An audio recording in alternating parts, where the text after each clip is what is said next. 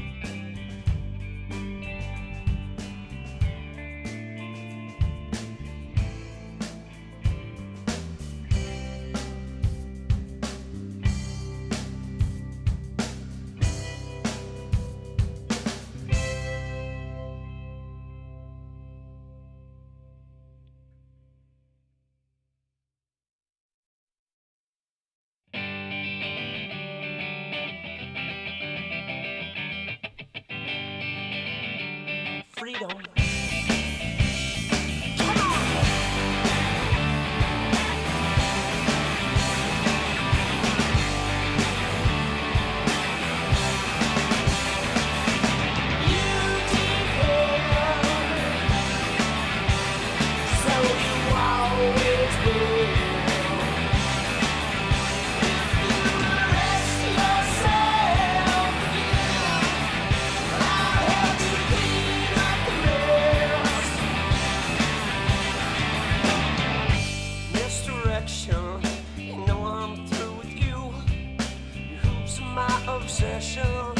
Always jumping through. Yo, yo, yo, yo, yo, yo, yo, yo! I'm just lost in my reflection. Pay attention. You never will. What up?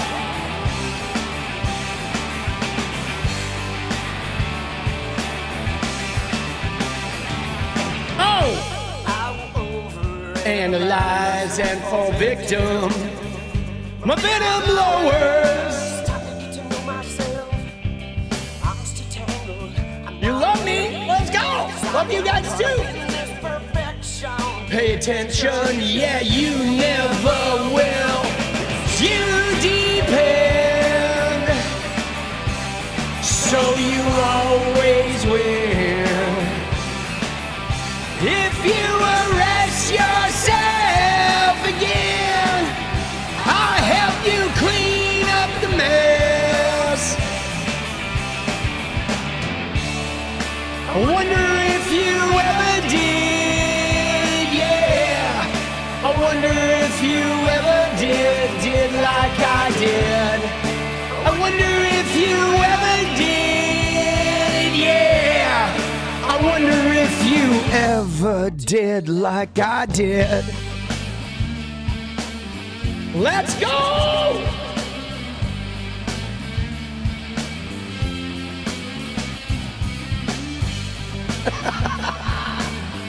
Whoa!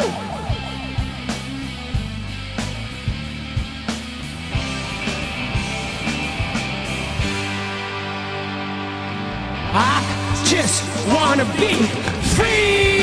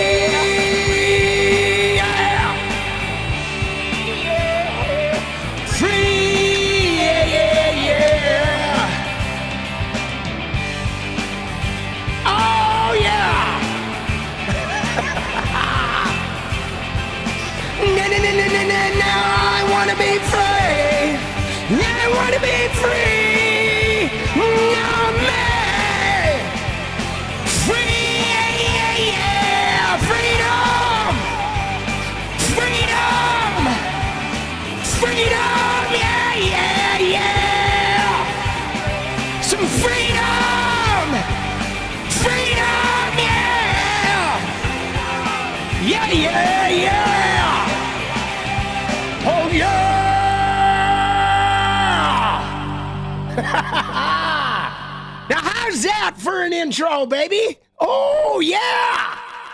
Whoa! Let's go! All right, now we're feeling it. God damn, dude! I'm ready to throw a Molotov cocktail somewhere, bro. Whoa! Ah. Let's go. If you dare.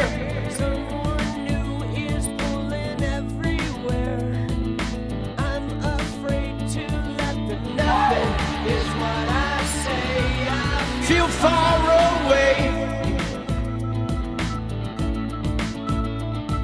Nothing is what I think. I will drown in pink. Yeah, yeah, yeah, yeah, yeah. Dude, this is a good one. after you. I'm afraid of feeling Oh, those? Yeah, that's for the fridge, bro. what you're giving. Nothing is what I say. I feel far away. that shit for the fridge, brother. Nothing is what I think. I will drown in pink. Yeah, yeah, yeah, yeah, yeah. Ooh, oh, oh, oh, oh.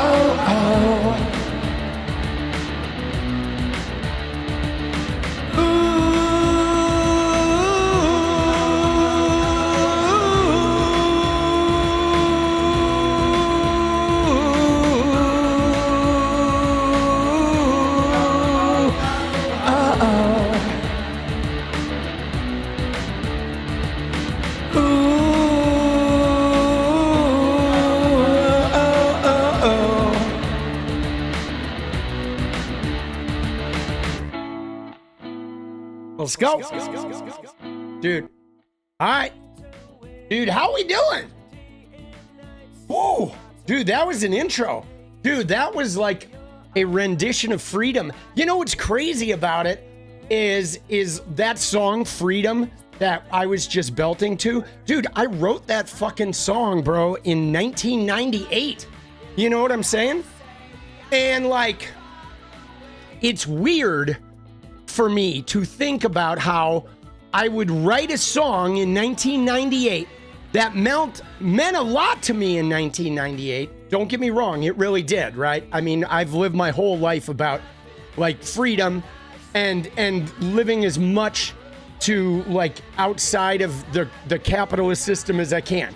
Now, what's crazy about this is now 27 years later, I am like singing that song and it probably means even more to me now than it did 27 years ago. I mean, isn't that crazy? It's like I wrote a song for future me, you know? And like, isn't that wild? Dude, it's wild. A lot of that shit. I mean, my art is about my experience. And so ultimately, my experience has not changed, you know, even though time moves on and I'm a different person and I've healed and I've grown. But my general outlook and the activist and the freedom fighter and the sort of like refusal to bow down to authoritarianism, like that part of me has not changed. Because I know like right now, as a society here in America, we're dealing with Donald Trump. But I grew up, guys, in a household that was ruled by an emotionally dysregulated authoritarian man. And so I was raised from the youngest age to take a stand against that, you know? I mean, it was like I had the most power in my family because I was his kid and the other kids were stepkids. So even though I was the youngest, I had an outsized amount of power to fight and advocate for the rest of the family because I was his kid, you know? And you know what I mean? And so that is like it's crazy that here we are, you know, I'm still doing it. And no, in 98, when I wrote that song, I was 29. Like I was born in 69. So, but yeah, it's pretty wild. It's pretty wild, man, because, you know, when you grow up under authoritarianism, you turn into one of two things, right? You know, like you either turn into somebody who obeys and then you go through life obeying, or you turn into somebody who disobeys. And I went the disobey route. You know, I'm not an obeyer. You know, I've always had issues with that. I mean, even in school, when I was picked on or some shit, and you'd have these guys that thought because they were bigger than you and they could push you around physically that they had some power over you. But like, dude, I let them have it. You know what I'm saying? Because I knew that 99 times out of 100, they were actually wusses and they didn't want to fight. They didn't want to hit you. They just wanted to put on a show, tough guy show for everyone else. But I would verbally let them have it, dude. I had a good tongue, right? And I had a very keen eye to be able to spot their weak points. So even when they were pushing me around, I fucking took the piss out of them the whole time. Dude, Which there's a power in that, guys. There's a power. That's why that shit that AOC said about mocking them is really, it's really valuable, okay? Because I mocked my way, right? Mocked my way through some bullying in a way that, like, those guys suffered more than I did. You know what I'm saying? You know what I'm saying? They did. They suffered long term. For me, it was just another kid pushing me down on the schoolyard. You know what I'm saying? Like, my ego could handle being pushed down on the schoolyard. Their ego could not handle having their fucking insecurities, you know what I mean? Dismantled and exposed for all to see. Right? Especially when you get to the age where you're fucking shredding them in front of the very girls they're trying to impress with their tough guy nature. It's powerful stuff. Can be very brutal with your words. Yeah, I mean, I can too sometimes. I try to respect the power of it. But, dude, mocking is a way of life down here. Dude, let's go, baby. All right. Now we're settling in, guys. Let's go. Dude, fucking videos today. Dude, the Candace Owens video from last night, that shit is going ape shit, bro. That fucking video is gone crazy, dude. Dude, the Candy O video, that shit, it blew up. I had a feeling it might, right? I even broke out a brand new, different, like, arrow for the thumbnail because I was like, dude, I think this Candy O Erica Kirk video is going to do pretty well. And yeah, it is, dude.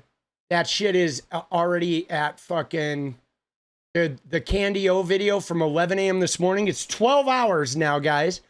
And that sucker is at 49,000 views in 12 hours. That's good. Yeah, it popped, dude.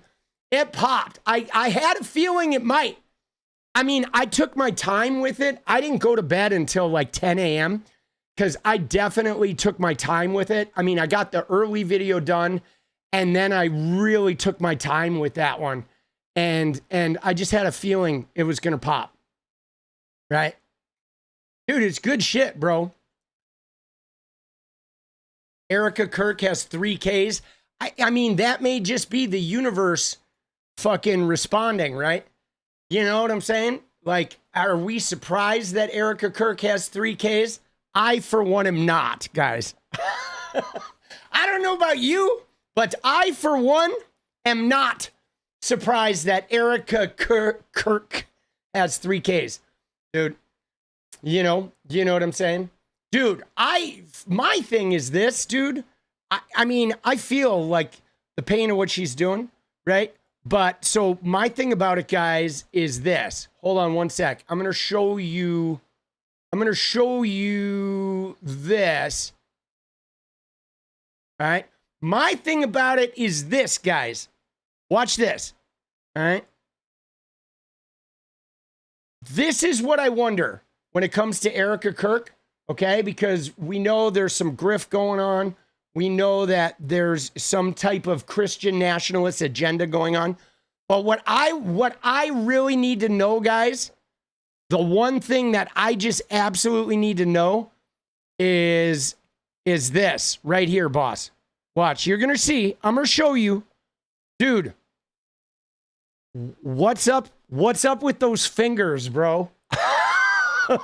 Dude, she has like Danny DeVito hands, boss. Like, what the fuck, bro? Dude, I mean, she's got those big old, like, dude, those are like mitts, bro. You know what I'm saying? Right? Dude, I know. She's wiping away tears. There's not a speck on her makeup. But, dude, look at those. What's up with the hands? And this is not an altered picture, guys. I did not alter this picture. Dude, I didn't alter this picture. Unaltered, bro. Dude, when I saw this, I literally was like, wait, is that the orange hand from the Instagram video? Like, it is the Seinfeld episode, bro. That, I hate to say it, but those are man hands, boss. dude, that is, dude, I pity the fool. I pity the fool. Right? I mean, dude, I don't understand it, bro. I don't want to be mean, but, you know, I'm not trying to be mean here. That's a genuine curiosity, bro. Like, what the fuck, dude? What is going on? Dude, 𝗙𝗵𝗡. We could do a 𝗙𝗵𝗡, dude.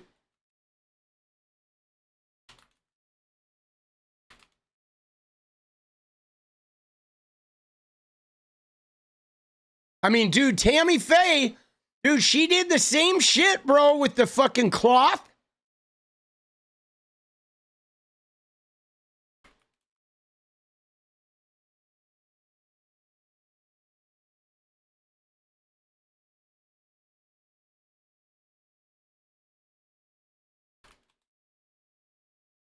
Right?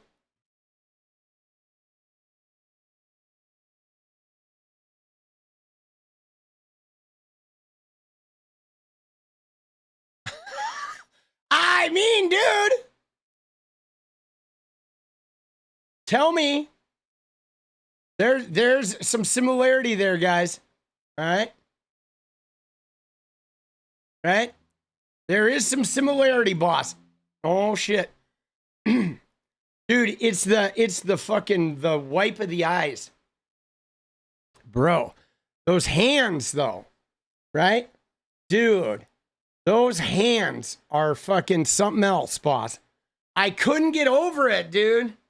I could not get over the hands, guys. Right? That shit is wild, dude. That is really, right? Dude. They're mitts. This one's pretty good too, because she's like flipping us off.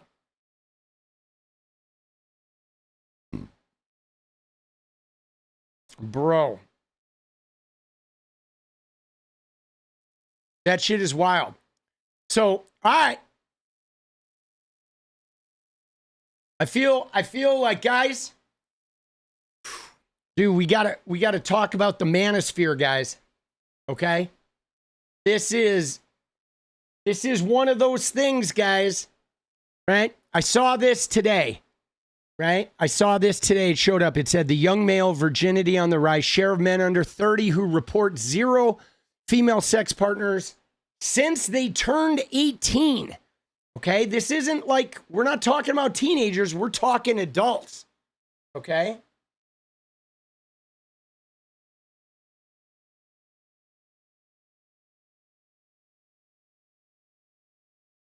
And now, guys, so obviously, some of this is, you know, easily explainable. Okay, that, you know, Gamergate, right? There's the gamer world. People are growing up in Discord headsets. They're growing up less, you know, hanging out with people. Okay. Right? You know what I'm saying? We're definitely growing up more in a virtual world, but it goes beyond that, guys. Okay? Because, right? No, but Green Ghost, this is before COVID, buddy. Look at this chart, boss. This is pre-pandemic. This is 2018. Okay? This is before we even got to the pandemic.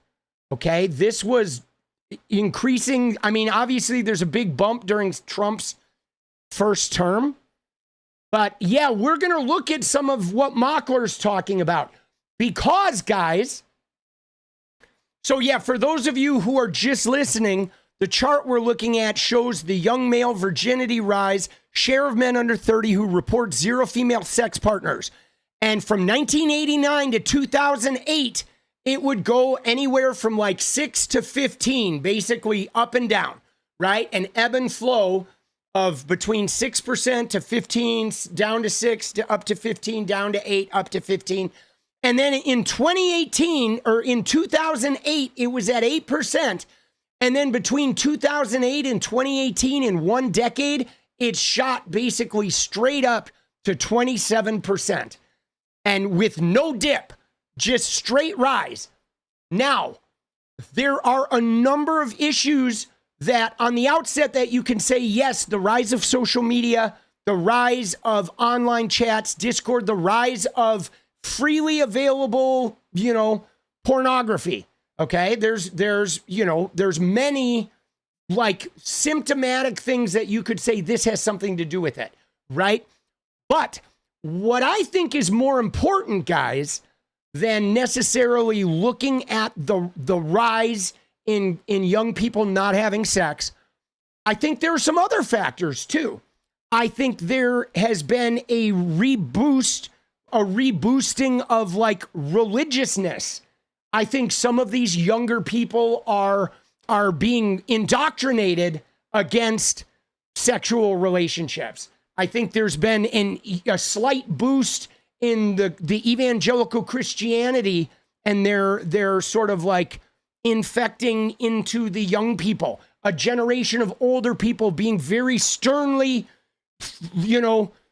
evangelically Christian in response to what is perceived as a crazy, devilish world, a demonic world. I think that plays a part.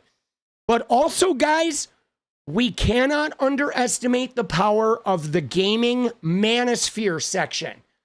Okay? The gaming / Manosphere, where not only do you have gaming and young men gathering in groups and headsets into this toxic environment, but we have had a decade of influencers monetizing those guys.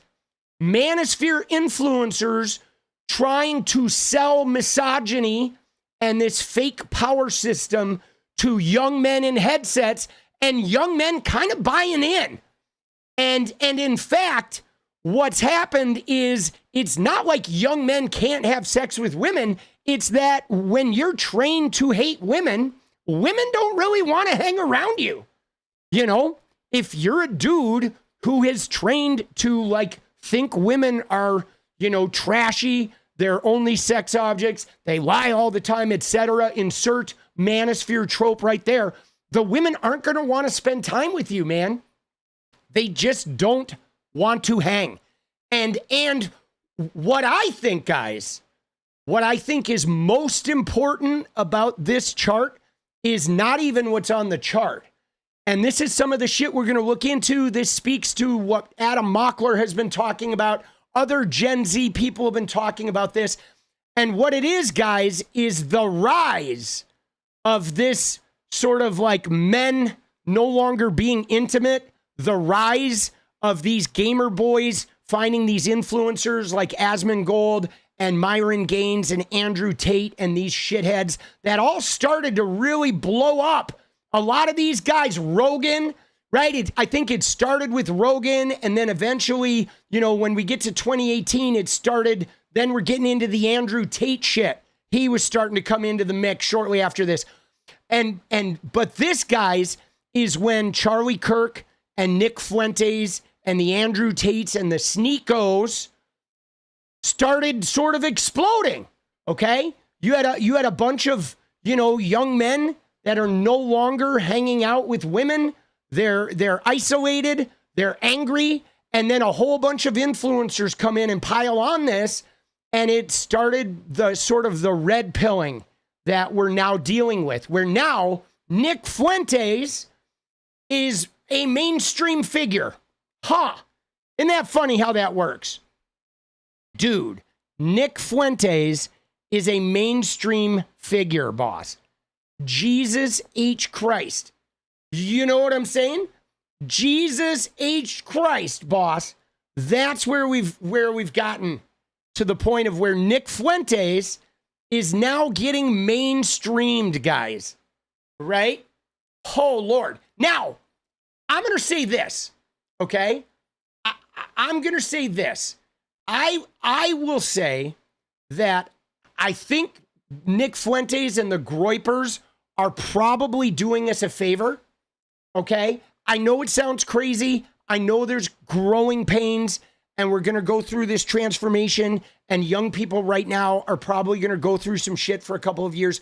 But I think the mainstreaming of people like Nick Fuentes, I think it started even before him. It started with the Sneakos, right? But as these guys get mainstreamed, these guys are going to create the pushback.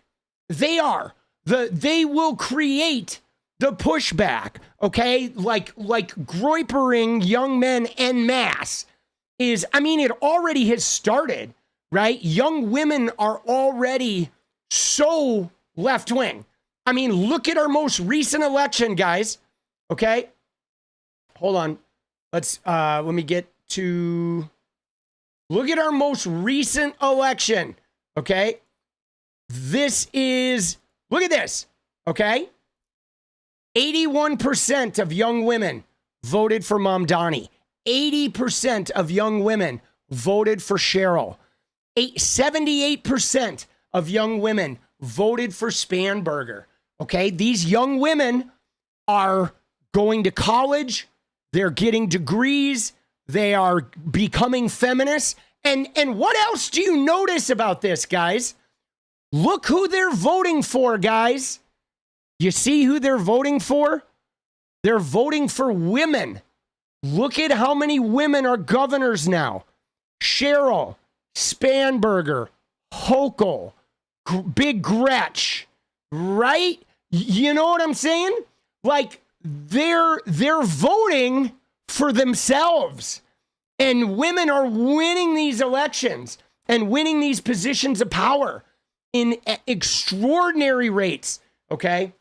AOC, you know what I mean? Like the future, you have Greta Thunberg, like some of the greatest political and thought leaders right now. It's women, guys.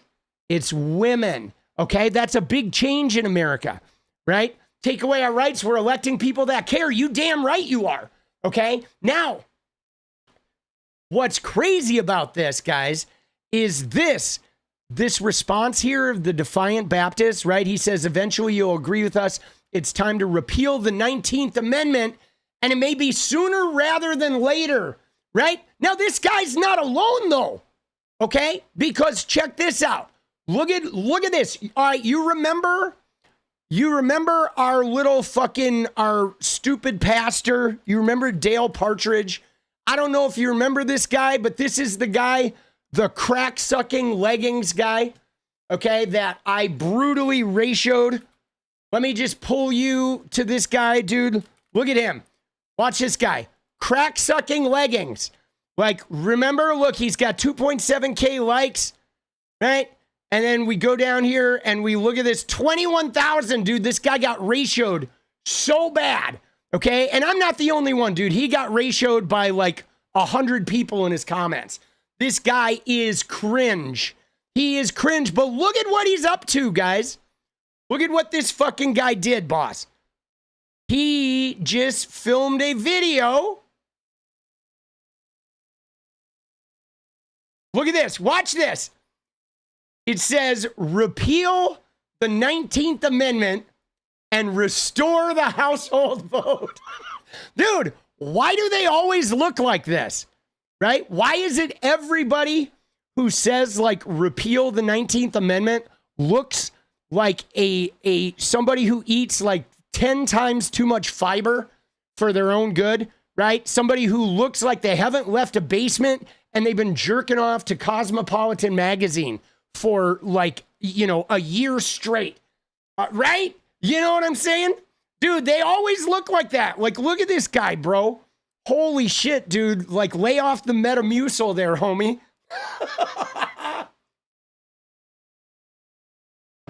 Dude, this guy takes shots of Metamucil, bro. Right? Before he, like, you know? But watch this video, dude.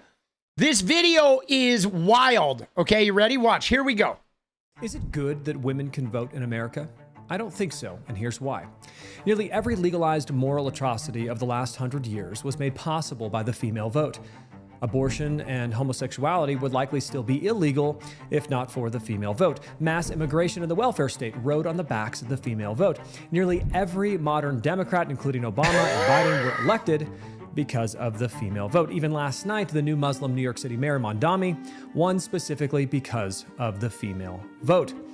The 19th Amendment has been a moral and political tragedy for America, but why? Women were not made to lead, but to follow and to feel. This is God's design, and it's good within the family and the household.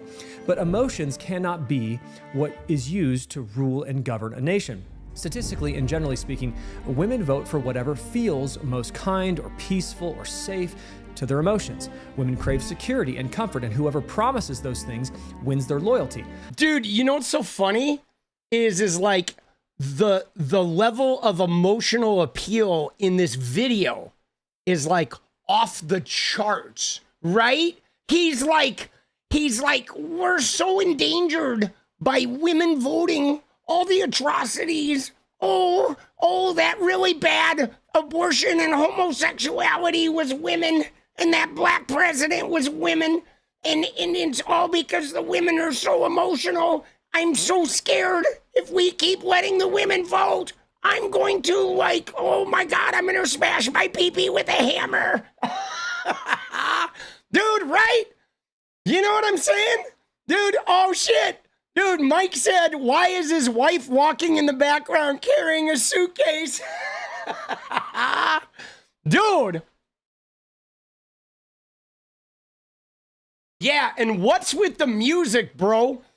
What is with the music? Dude, the music is from like a fucking, an animal video about like a chick breaking out of the fucking egg or some shit. The problem is evil men know this and they exploit it. For example, women are twice as likely to men to be seduced into an affair. They are 26% more likely to be financially scammed online. They are 3 times more likely to fall prey to psychics and tarot card readings and astrology and mediums.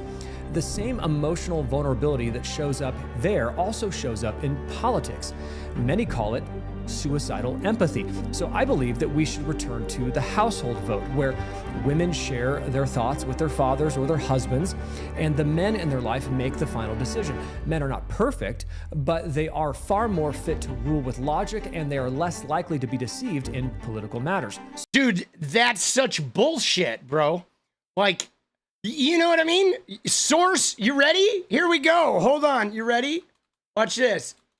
I'll show you, dude. Works cited. I'm going to show you where here's where homie got this information, boss. Right? There you go. That is where this guy got the scientific data that he is currently using. Dude, Toyota Corolla, let's go.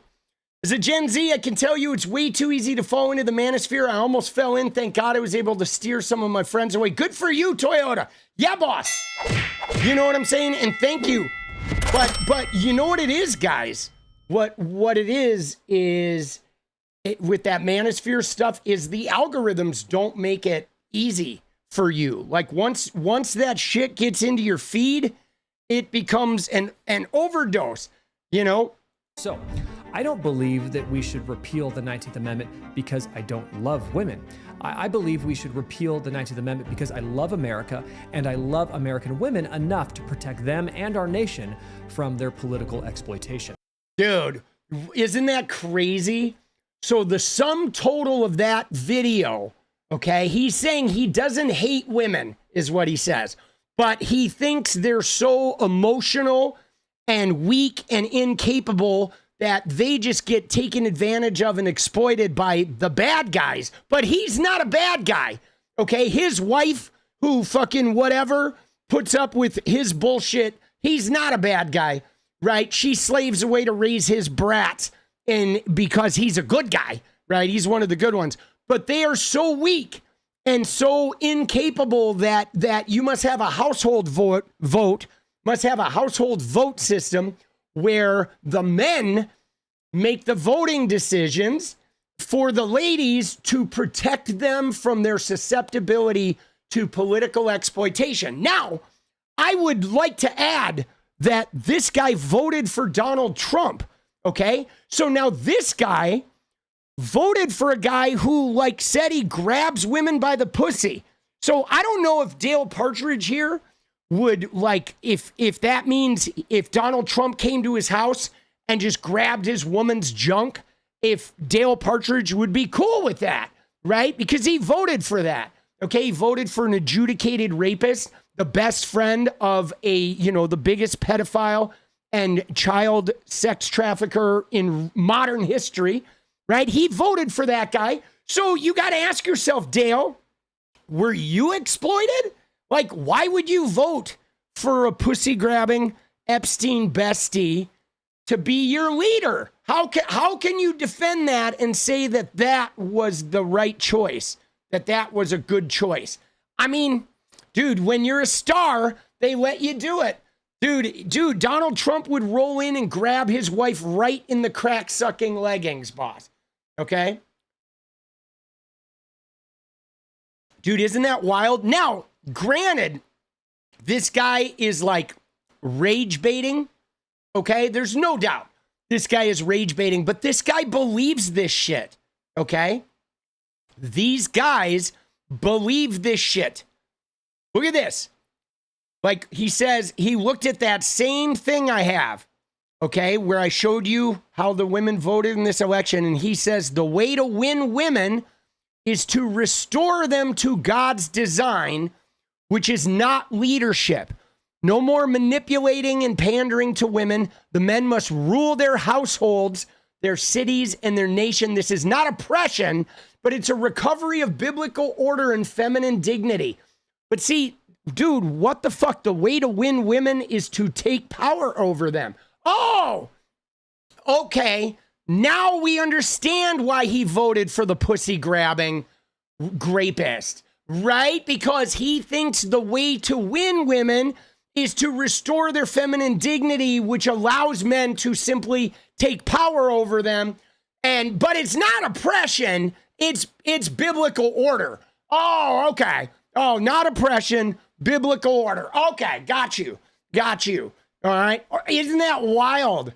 Isn't that fucking wild, dude? These guys, though, they believe this shit. Okay? They believe this shit, dude. This is what they believe. Now, I know, okay? I know you're going to be surprised by this, guys. Okay? Bear with me. I know you're going to be surprised, but guess who his little ally is in this? You ready? You want to guess who his little ally is in this? It's the slavery guy. It's Tate Hegseth's pastor. The slavery pastor. Remember the guy who's like using the Roblox sound effects or whatever, Metal Gear? Dude, the slavery pastor has chimed in and said, look at this.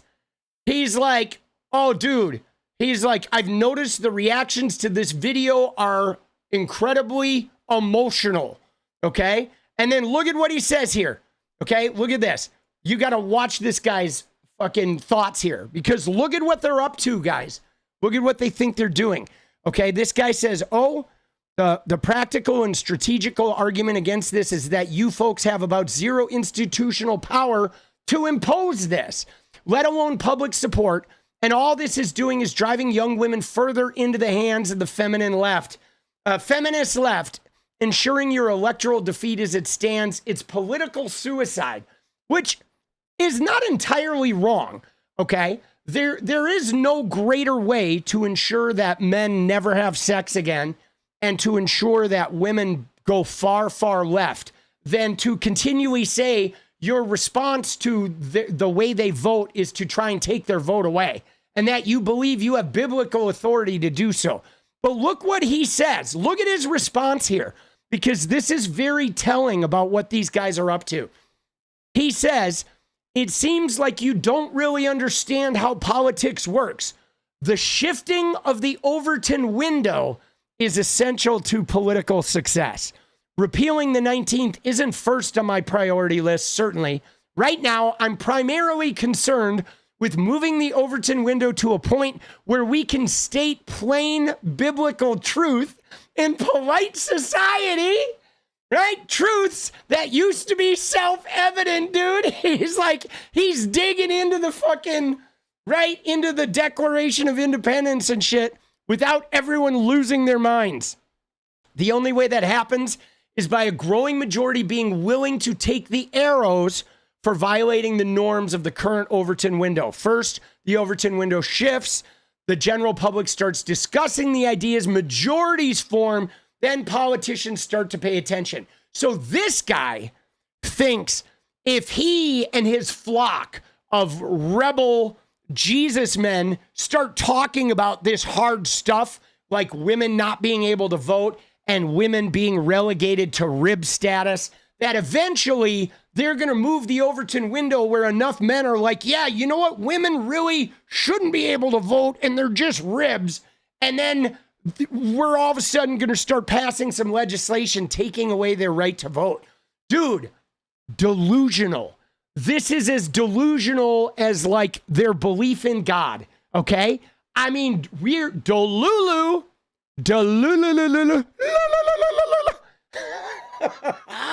Dude, yeah, time to get our pussy hats out. I'm serious, bro. Isn't that funny? Oh my God, dude. Dude, that is wild, bro. That shit is crazy. Okay? So these guys, okay, these guys are fucking, you know, this is a primary target for them. Now, I believe Andrew Tate. Dude, Patrick, let's go, baby. Holy shit is right, boss. Dude, all right, let's set a dance goal. Dude, dance party. Let's get that goal going. All right. 45 minutes. Dance party. See, what's crazy about this, guys, is I will agree, okay? I'm going to agree with the slavery preacher in one tiny area, okay? That fucking Hames or whatever and these Partridge guys, that their craziness and their like level of hubris they're experiencing because of Donald Trump and these Manosphere guys, they are definitely making it so people are saying this shit out loud, right? Here's another dance, baby. Let's go, Patrick.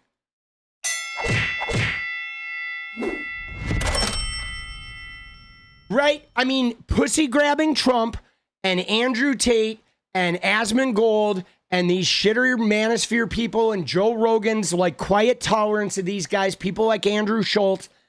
There are guys that are now out here saying this crazy shit.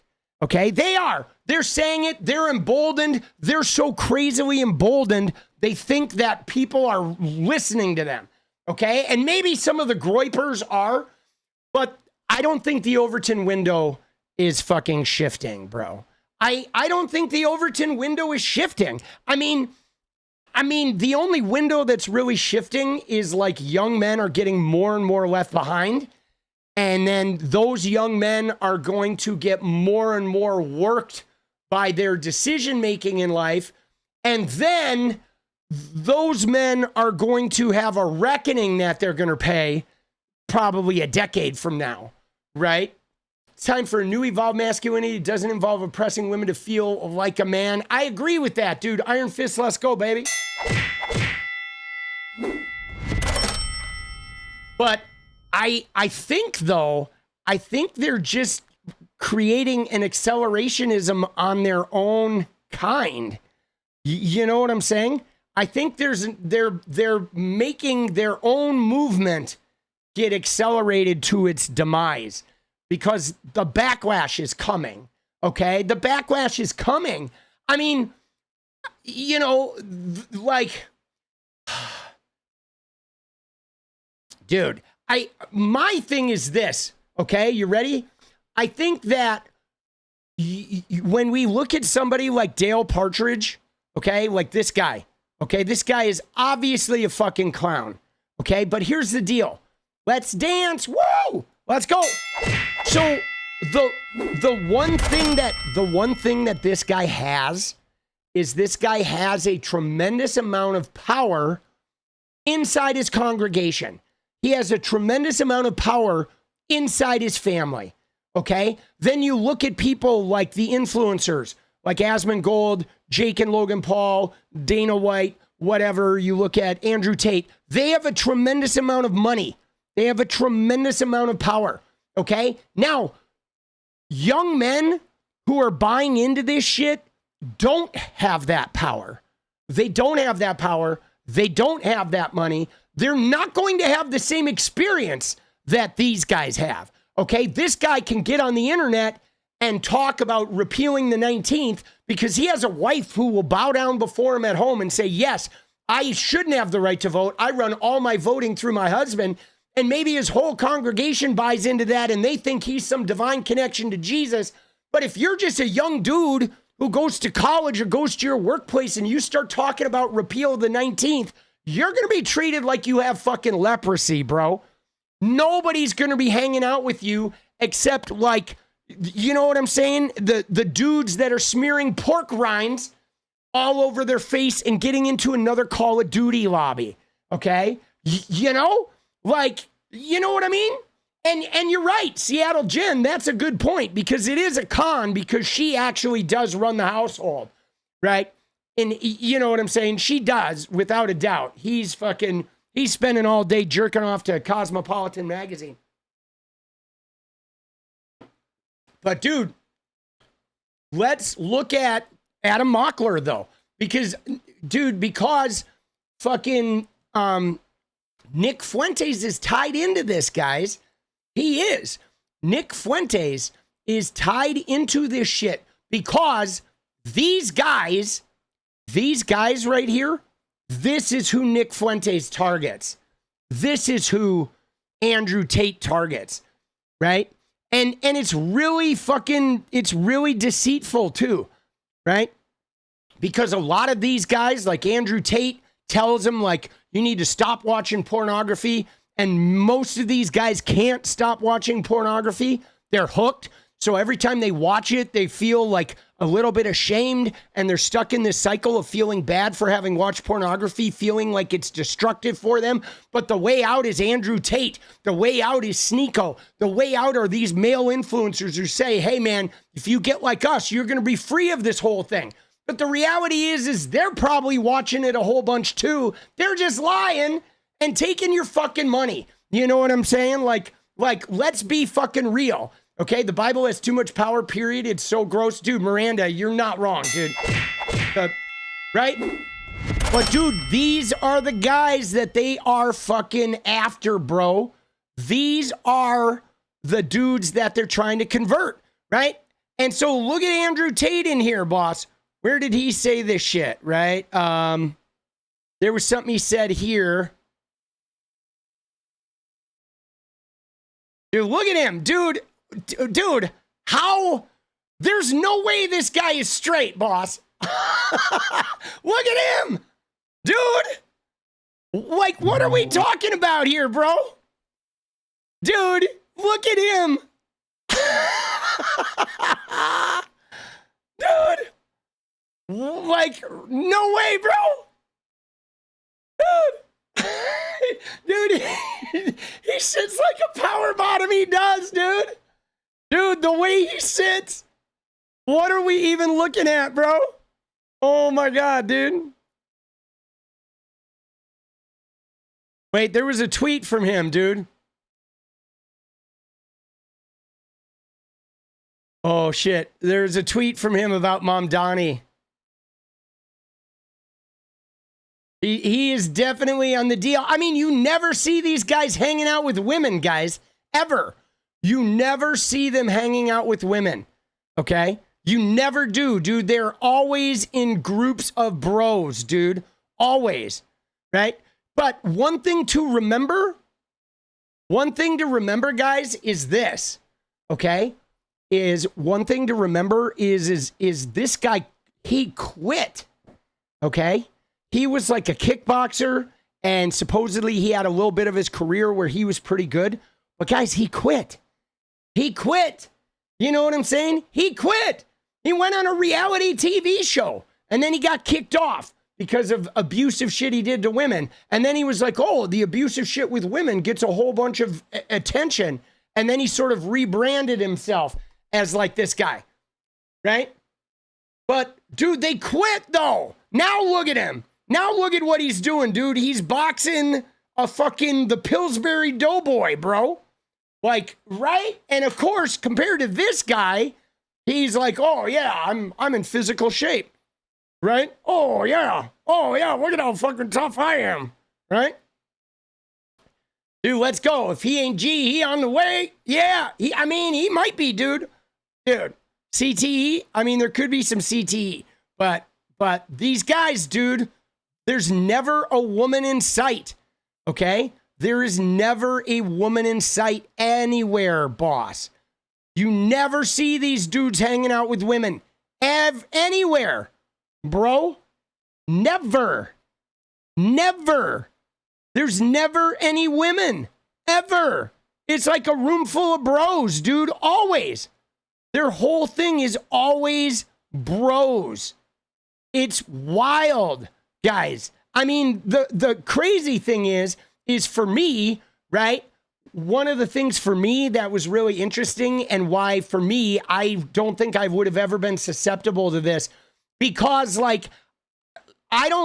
like watching a room full of guys hang out has never been something that I found personally like interesting or rewarding. You know what I'm saying? That was never my hang was like just a room full of dudes. You know, I did that in college a little bit in the fraternity, but got pretty old pretty quick, you know? But you literally never see these guys hanging out with women, ever.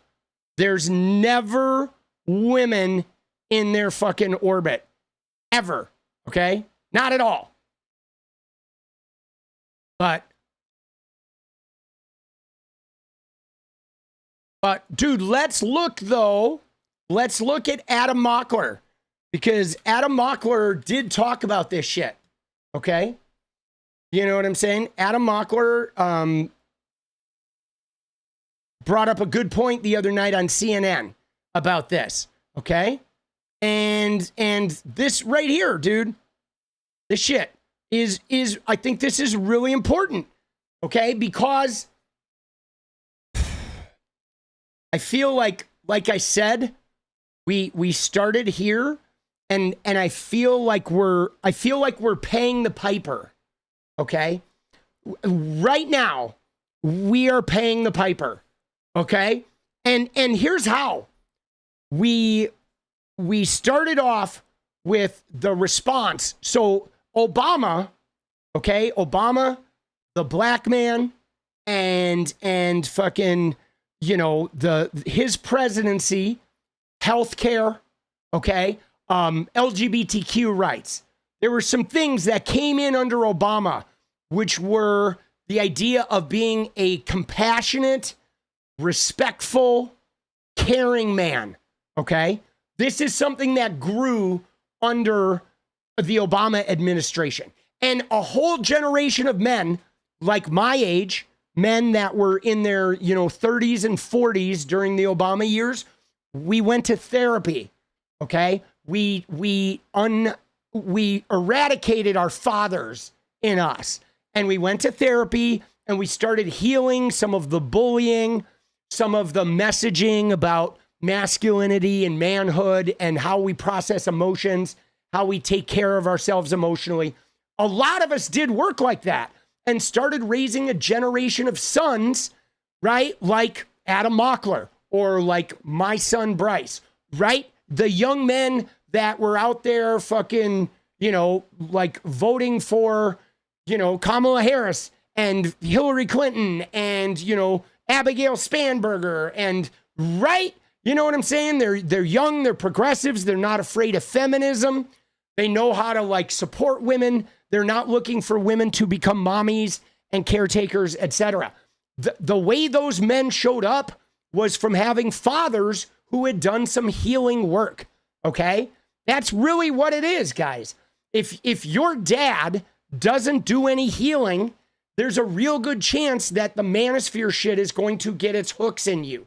Whether that shit gets its hooks in you or not is going to have a lot to do with whether your dad healed his own generational fucking trauma.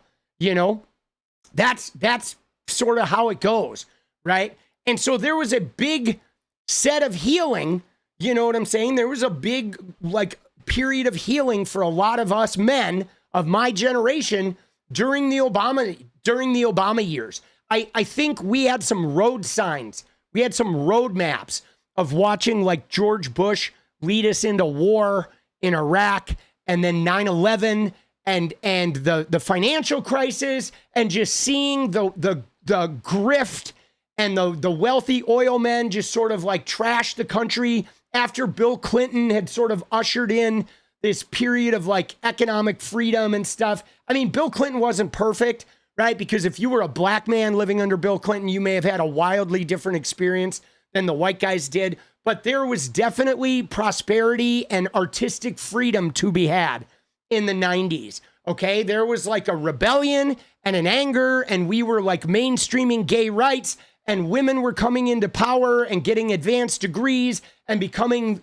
you know, fucking, you know, they were becoming, you know, women were coming into their own, DEI was taking shape, and women were getting the top jobs, etc. But then Bush came in and we went back to war. Okay, everything went back to war, and, you know, 9/11 war and financial crisis. Okay, and that ushered in a lot of change with my age. We were like, fuck this, bro. I'm gonna heal. I don't want to fucking go to war my whole life. I don't want my kid to go to war, right? I want to get healed, and I want a world that's more compassionate and more caring all around. I want my son to be a man who is not victimized by masculinity, where he can flourish because of it instead of being victimized by it, him and everyone around him. But there was a backlash, guys. Okay, there was a backlash on the back of racism with Donald Trump, right? Donald Trump, like I said, he's the end of a cycle. Okay, Donald Trump is 80 years old, guys. Okay, 80 years old. That means he was like 10 in the 50s. Okay, he came into manhood during the 50s, guys. Trump did. Okay, so he's a dinosaur. Okay, Trump is a dinosaur. He is the old guard. He is one of those old dudes who like no evolving. He's never gonna heal. He's willing to just hurt everyone around him. And because he's a Nepo baby with a huge amount of money, so everyone around him is waiting for the paycheck when he inevitably finds the pine box, he can get away with that behavior. Okay? He can be a prick for his whole life, and everyone will sit there and take it because they know the minute he keels, there's a cash register that they get to open, and they get to, you know, they're set for life. So they ignore his pain because there's a payoff. Okay, it's true. It's true. When you're wealthy like that, you have certain benefits that the rest of the world don't have because everyone's just waiting for that money. So they'll put up with it in exchange for the payoff, right? Now, and dude, Donald Trump, yeah, he did get sent to boarding school, right? Military school. Exactly. I mean, there's another example, though, of somebody who lived in the shadow of his unhealed father. His father was very toxic. His father never really loved him or let him know that he loved him. So Donald Trump grew up with that sort of vulnerability that turns you into that type of like angry type guy. All right, dude, let's check in on the dance party. 27 minutes, baby. 14 away. We're halfway there, guys. Halfway through the dance party. You just want to check in. We got 27 minutes left. But, so, my point being, though, is we're in a big backlash right now. We are in a big backlash where the last vestiges of that old 1950s world are still trying to prevent the world from advancing. Yeah, no lag. When I said halfway there, I meant in the time, right? Our time is halfway there. Not the number of things. We're behind on the things, but halfway through the time, right? The time's the important thing, because that's when we run out, we're done, right? But so now we're in this backlash, guys, okay? And again, okay, I feel like this decade is what got us to right now, okay? There have been some things that quietly took place in this decade. There was like Gamergate, okay? There was the rise of social media, right? There was Trump and the backlash with that old pussy-grabbing, locker room talk, boys will be boys mentality. Behind the scenes, you had Charlie Kirk now going out there trying to pollute the minds of college students, okay? You had Me Too, which was then weaponized by all these guys. The Me Too movement was about women finally standing up and speaking out and there being accountability for male behavior. But then all of these guys and the Manosphere dudes were like, whoa, now you just being a guy, they're going to try to put you in jail. Like now the women are the enemy, bro. Look, oh shit, if you ask a girl out on a date, you're going to prison. If you try to kiss her, she's going to charge you with SA. I mean, there was a lot of fear mongering that those guys did around the Me Too movement. And especially the tiniest loss of privilege starts feeling like they're being oppressed. Dude, Lag Monster, let's go. Never enough time indeed. Always, boss. Okay? So, but now, inevitably, guys, we're paying the piper. Okay? Because what has happened? We let this shit go. People sounded the alarm at Andrew Tate. Nobody listened. People sounded the alarm at Donald Trump, and we thought we defeated him with Joe Biden. But again, in this next election, nobody listened. People sounded the alarm at Charlie Kirk, right? They sounded the alarm when Charlie Kirk got murdered. Nobody's listening. Nobody wants to listen. Everybody's just like, let's do the clickbait. Let's lean into reality TV culture. Let's make as much as we can, as fast as we can. Let's be as outrageous as we can. Let's say whatever we can, right? You know what I'm saying? Say anything you want to get that notoriety, right? Take power, get money, crypto wins, like get rich, get powerful, be like the Tate. But now they're paying the piper though, because now Nick Fuentes is like a new baseline, okay? Nick Fuentes is now somebody that the 8-year-olds of tomorrow are going to be seeing on TikTok, and they're going to be going, huh, he kind of makes a little bit of sense, right? Benny Johnson is now making political videos for your 8-year-old boys, okay? They're like, now the piper's going to be paid, okay? Because now we are going to deal with the generation of young people that are going to buy into this before woke 2.0, and it might get a little bit ugly, boss. And the way he targeted his anger was, dude, I want to find one that doesn't have fucking, there we go. I want to find one that doesn't have the fucking the music, bro. Are you ready? Watch this. Hold on.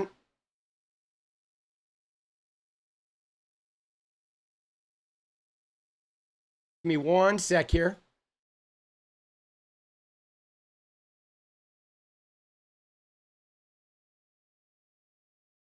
Let's go, Lisa! That's your 5th super on the stream. Let's go! Let's go, Lisa Kane. Thank you. All right, you ready? Here we go. I think this is a great exchange here, guys. Okay? he targeted his anger was to have him on his podcast. Wait, so he was so enraged, he decided to have a friendly interview with Nick Fuentes. The problem, listen, the problem is not that he held the interview, it's that he normalized this type of ideology. I think the Republican Party is for the first time being forced to face the monster that they've created in Nick Fuentes. Throughout my entire youth, I've watched Donald Trump normalize, not Nick Fuentes' rhetoric, but a type of extremist rhetoric that the U.S. has never seen before. Now, that is manifesting in the GOP, or at least Tucker Carlson and big wings of the GOP, welcoming in. Tucker Carlson is welcoming in somebody who believes the Holocaust didn't happen, or he thinks if it did happen, it was a good thing. He thinks that black people deserve less rights, women deserve less rights. You can't say that about Donald Trump. The Republicans do about not. Jewish people with Donald Trump. That's how I'm saying. He wore a yarmulke at his daughter's wedding. The way that Donald Trump speaks about the Democratic Party, the way that Donald Trump speaks about people who disagree with him, has normalized this extremist rhetoric. He said that we were gnats who need to be taken care of in front of the military. But the point is, a lot of young people are being sucked into this Nick Fuentes pipeline. I don't think the Republican Party, the old guard, is ready for what's about to smack them in the face with this new guard. Yeah, see, he brings up a really good point, because they always want to do this one-to-one comparison. Like, they'll say that, like, Donald Trump doesn't say, like, he hates women. Donald Trump says he loves women. What do you mean Donald Trump is saying hating women? And it's like, no. What Donald Trump said was, I can grab women by the pussy, or I can talk about it, and you guys think that's okay and funny, and you're going to talk about doing it too. So even though Donald Trump doesn't say a right out thing, he doesn't just say, I hate women, he's engaging in a behavior that when you engage in that type of behavior, it leads to feelings of anger and resentment towards women. You have to, you're only going to allow it if you think women deserve that type of talk or attention, right? It's like the rhetoric sort of creates the zone for it, right? Like Donald Trump isn't saying the shit that Nick Fuentes says, okay? Donald Trump isn't denying the Holocaust. But when Donald Trump denies reality, and when Donald Trump cheers the Gestapo on American streets and calls immigrants vermin, the people that believe like Nick Fuentes, start speaking louder, okay? They start having more power because they're not being shamed, right? The people that listen to Donald Trump are going to be more open to hearing their crazy ideas.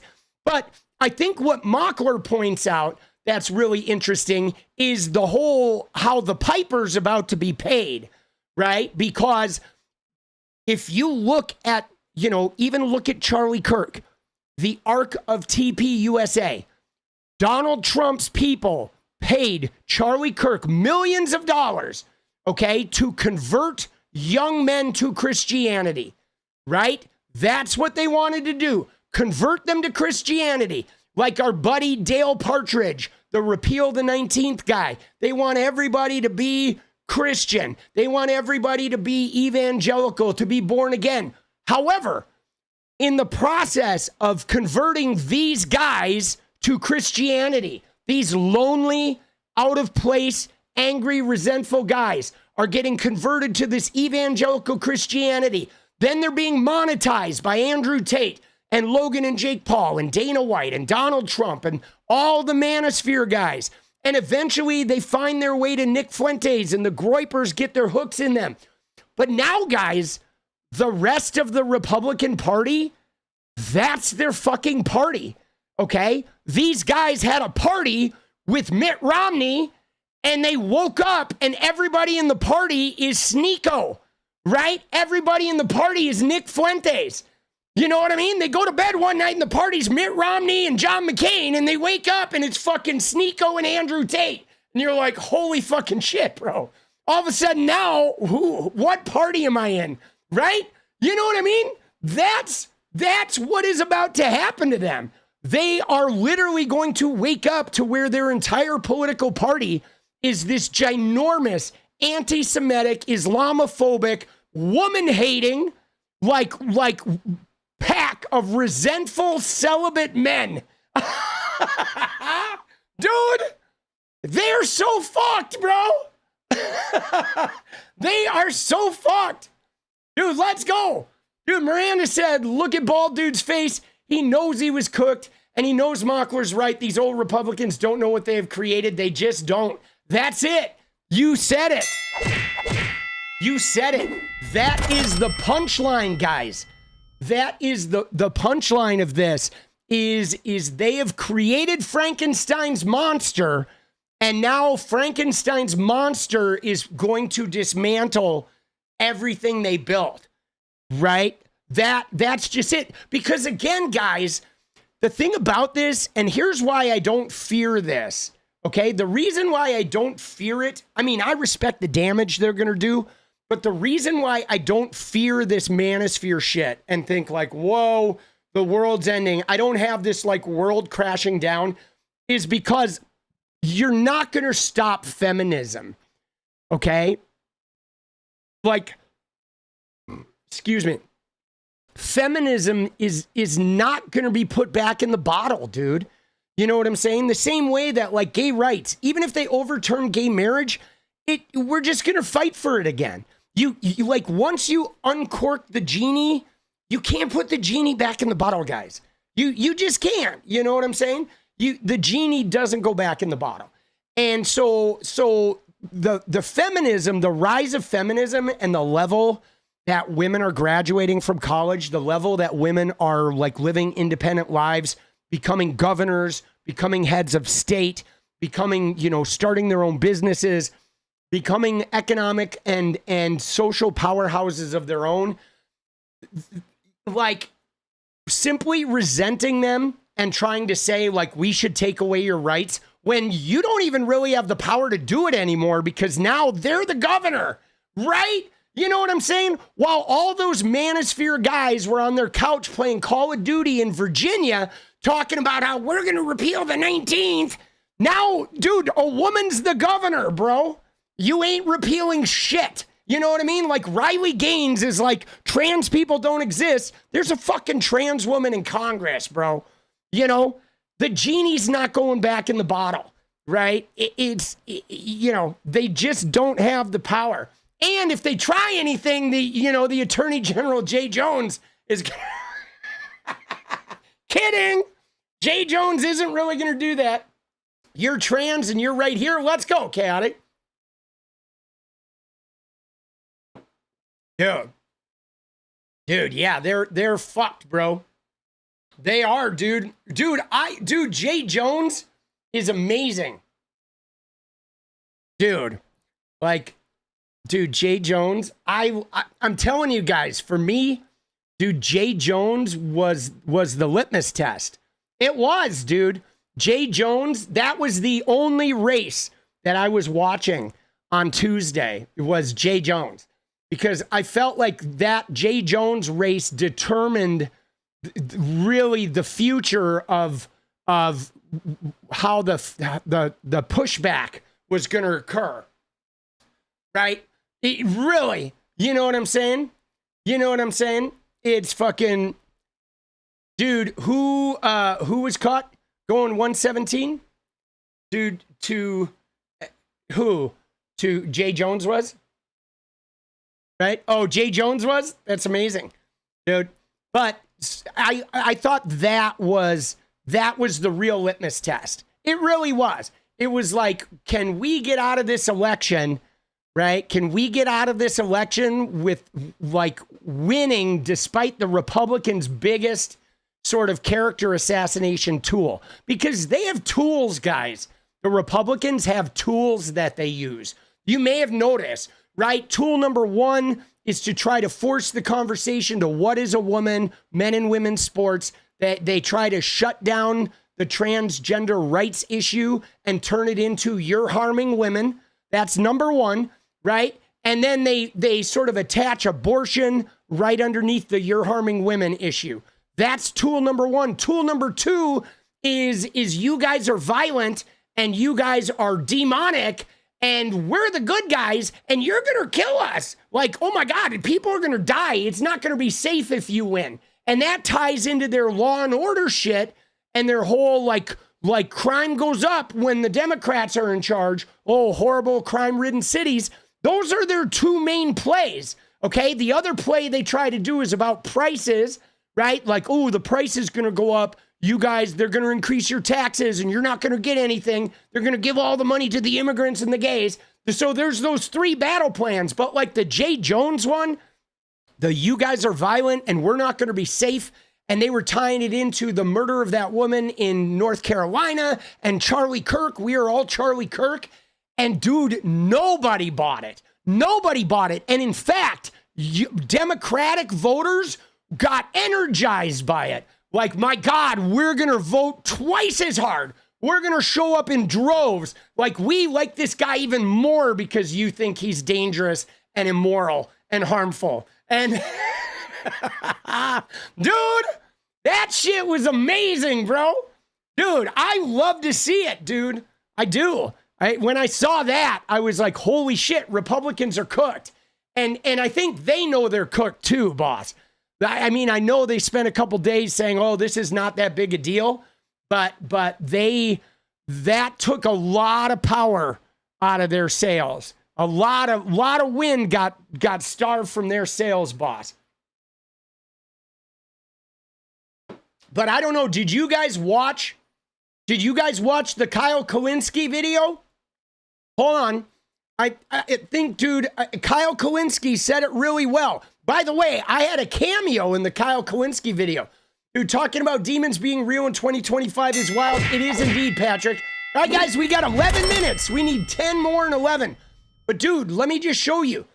Dude, did you see this? Like, watch this. Hold on.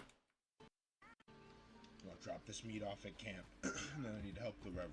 Dude, what the fuck is this shit, bro? All right. Yeah, watch this. This video right here is,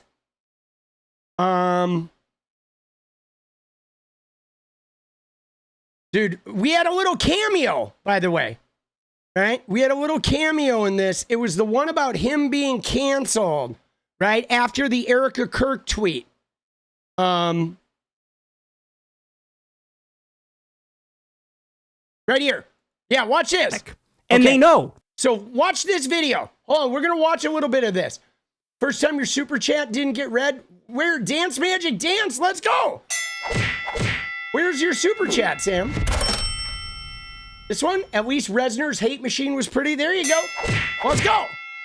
Dude, now you got to give me another one. Because you fucked up, Sam.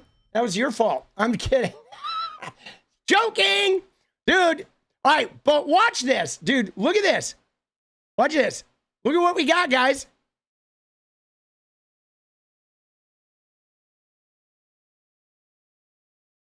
Wait, it's in here.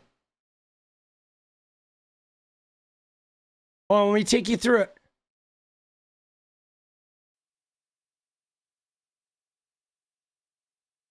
Oh, it's this one. Watch this. Watch this. The fun on so bad, but not for leftists. Look at that. You see that? You didn't mention snow puppies. Let's go. No, you know what it was though? Is I saw it and then I like memorized it, but then I had to roll through, right? I got on a riff and then I forgot to go back. But look at this. Look at this, dude. Look at where we're at. Look at my comment underneath that, dude, where he's showing how he fucking ratioed Mike Lee. And look at my comment about Mike Lee underneath that, where I'm like, dude, you're a pussy. That's what I called Mike Lee. Oh, dude, isn't it funny? Oh, shit, bro. There we are. But so he says something here. Watch this. Wanted. You Right got here. We don't get a Hortman. So watch this. This is what I'm talking about with the inevitable backlash and with the thing where not only do they have to deal with Nick Fuentes and the Groypers becoming the mainstream of the Republican Party, but we have changed, guys. Okay? They said, fuck your feelings, right? They said, we want to have no more rules about like being nice or being cordial. Like you should just be able to say and do whatever you want and no safe spaces, right? They said that. Okay, we need to dance. Let's go, people. Let's go. Yeah, guys, we got 8 minutes. We need 7 more, but look at what Kyle says here. I get to joke about murder. You don't get to make fun of Erica Kirk. I'm done with you. I'm done with your fake outrage. I'm done with your nonsense. Guys, let me explain something to you. This is the world that these motherfuckers wanted. This It is is. the world that these motherfuckers wanted. They asked You for guys it. want fuck your feelings, bro. We're edgy. We don't give a fuck. We're offensive. We don't give a fuck. I love liberal tears, bro. I'm drinking liberal tears, bro. Yeah. So guess what? Now there's a whole generation of left-wing people who are like, all right, fuck your feelings. Fuck your feelings, MAGA. Fuck you guys. And you know what? We're better than you at this shit. We're better. We can make fun of you better. We're smarter than you. We are much more aware of your weak spots. You want to have a war where it's like, fuck your feelings? Guess what? Your feelings are going to get hurt. You guys fucked up. You asked for a world where fuck your feelings, and now you're crying. Now you're all crying. Let's go, Pinky. Let's go. Look, bro. Well, guess what? Now I'm playing by your fucking rules. Deal with it. You thought that all of us on the left, every liberal and every leftist, was gonna, from now until the end of time, gosh golly, when they go low, we go high. And we're gonna do that forever. Even if you spit in our face, even if you smack us, even if you fucking hit us with a spiked metal bat, even if you fucking gun us down. No, you fucking assholes. Now we're playing by, okay, no decorum, no decorum. No Yeah, no decorum, right? Dude, let's go dance party from Sue Me. And guys, all right, guys, 6 minutes, 5 more. But you know where this circles back to, guys? This circles back to something I said in the beginning. Dude, Kennewick, love Kyle, been watching him for years. Yeah, me too, boss. So it circles back to what I said in the beginning. Remember how I told you when the bullies used to pick on me when I was a kid, I would fucking zing them? I would zing them because I was smarter than them. I was more perceptive than them. I was fucking sharper than them. I was better with words than them. And so when you want to have that battle of like that type of like probing, attacking with words, the lefties are going to win. We're smarter, guys. Maybe those right wingers would beat us if we had a, like, you know, if we were fucking taking bats to each other. Seattle Jen, let's go. But the reality is we don't live in a world where the wars are won with baseball bats anymore. We live in a world where the wars are won with words, with concepts, with fucking social media ratios. You know what I'm saying? It's like we live in a world where punking somebody has a lot more reach than taking a swing at them. Okay? And so now they're getting hammered. They are getting hammered, bro. They started a war that they're not capable of winning. And it's fucking glorious, too. It is. And no more, for me, no more Mr. Nice Guy. Like, when I ravage MAGA, I don't even feel bad about it, dude. I don't. All right, guys. Here we are. 4 minutes. 3 more. We got this. Let's go. Dance party imminent. Dude. The Bible thumper? Dude. Jail! Let's go, dude. Boogie, oogie, oogie. Let them cry while we dance. Dude, Redbone, an eye for an eye. Let's go. Let's go.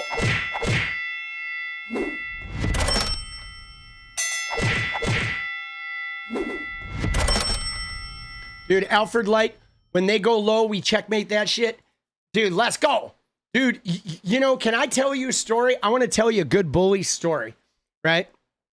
So, when I moved, the first time I moved to California, okay, I lived on the corner of Sepulveda and Devonshire in an apartment building, all right? It was on the corner of Sepulveda and Mayall. Let's go, Oxford. Thank you. And it was pretty big culture shock, okay? I moved from a town of 3,000 people to the Valley to millions of people in LA. And it was very shocking for me as a third grader to like process what it was like living in California. Now, I had a school that I went to that was about, I don't know, a half mile away. You lived in Granada Hills? Let's go. See, this was Mission Hills. It was just inside of Granada Hills, right? And same area though, right up there by the 118. Now, I went to a school called the Vintage Street School. and it was on the other side of the 405 freeway. Okay, if in California you have Sepulveda Boulevard in the valley, then the 405, and then my school was on the other side of the freeway. And there was a tunnel that went under the freeway. Okay, you go in one side, you come out the other. There was no other way to get to school except to go all the way around. Okay, all the way around. And it would have been a long walk. It was like an hour and a half walk if you didn't go through that tunnel. You go through that tunnel and it's like 12 minutes. Okay, so there was no option but the tunnel. So what happened was there were a couple of bullies that decided to station themselves outside that tunnel. Okay, they would station themselves outside the fucking tunnel, and then they would wait until I come through, and then they would push me around, and then I had money for like milk and shit. And so they would take my milk money after they like pushed me to the ground, and then they would laugh. Okay. Now here's what happened though, guys, is I was like, what do I do here? Right. I didn't know really what to do because my option is I can walk around and avoid them, but like, then maybe they wait for me on the other side. And like, so you know what I did? I did two things, guys. I did two things. One thing is I just stopped bringing milk money, okay? So they could push me around, but they weren't getting anything afterwards, okay? That's one thing that happened. And then the other thing I did, guys, was I never stopped going through that tunnel. Never once did I stop going through that tunnel. I never went around. Day in, day out, day in, day out. I went through that tunnel, and every time I went through that tunnel, I walked out like they weren't even there. You know what I'm saying? I didn't like hesitate. I mean, I would hesitate on my side. I would get there and be like, all right, here goes, you know, like, but I would walk through that tunnel and I would come out like they weren't even going to be waiting for me. Like I was surprised every day that like, oh, you again? Right? And then they push me around, shake me down. Eventually there's no fucking lunch money. And then day after day after day after day after day, I just kept walking through that tunnel. And then pretty soon they stopped fucking around with me, boss. They literally just stopped fucking around with me. I never threw a punch. I never fucking made a big deal about it, but I was not going to change my route to fucking going to school. And I mean, I think it was like a month, dude. And then it was over. And then I started bringing my fucking milk money again. And by then I had like a couple bucks saved up because I had been going without milk. And so I had all that cash on hand at home, right? I'd been fucking storing a little pile. So dude, I got to go get some ice cream and shit. And those guys didn't fuck with me anymore. But again, though, I think sometimes you just gotta show up, right? You know what I mean? Like, and this is a lot of the Trump thing is Trump does this shit, right? Like Trump will say, I'm sending in the National Guard, right? Or look what they did with the sandwich thrower. They're like, we're gonna charge you for throwing a sandwich. Now, why did they do that, guys? Because they want you to stop protesting. They want you to stop showing up. They want you to take the long way around, right? And so they threaten you with 50 years for the sandwich or 30 years for the keying the car, or we're going to send in the National Guard. We're going to tear gas you. You know what I'm saying? And the point being is you don't let them chase you off, okay? You can never let them chase you off. You know, no victories for them. You know, no victories. And I mean, as we saw with the sandwich thrower, dude, that guy's free, dude. Sandwich thrower, his case got tossed, dude. He did, dude. Sandwich thrower. Yeah, no, you're right. You're right. What Love said right there is true. Okay? Is when if you give them an inch, they do take a mile, right? You know what I'm saying? They do, right? Like if you obey in advance, they don't leave you alone. They just take more. right? That's how it works. That's how it works, man. They're not going to stop, you know? That's why you got to nip it in the bud, dude. Right, here he is, dude. Dude, they had a jury trial, dude. Look at this shit. They literally, this is our government, guys. Pam Bondi's DOJ with fucking Jeanine Pirro, our box wine lady. They went to a jury trial. They literally, they went to trial with this case, guys. They took it in front of a jury.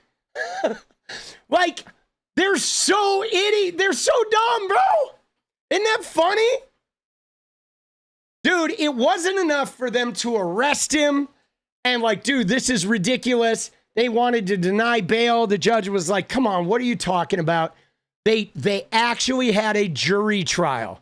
A jury acquitted the DC man who was charged with assault after throwing a sandwich at a federal agent during President Trump's crime crackdown in the Capitol.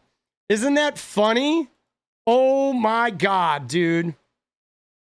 Jury finds DC sandwich guy not guilty of assaulting officer. Sean C. Dunn admitted he flung the...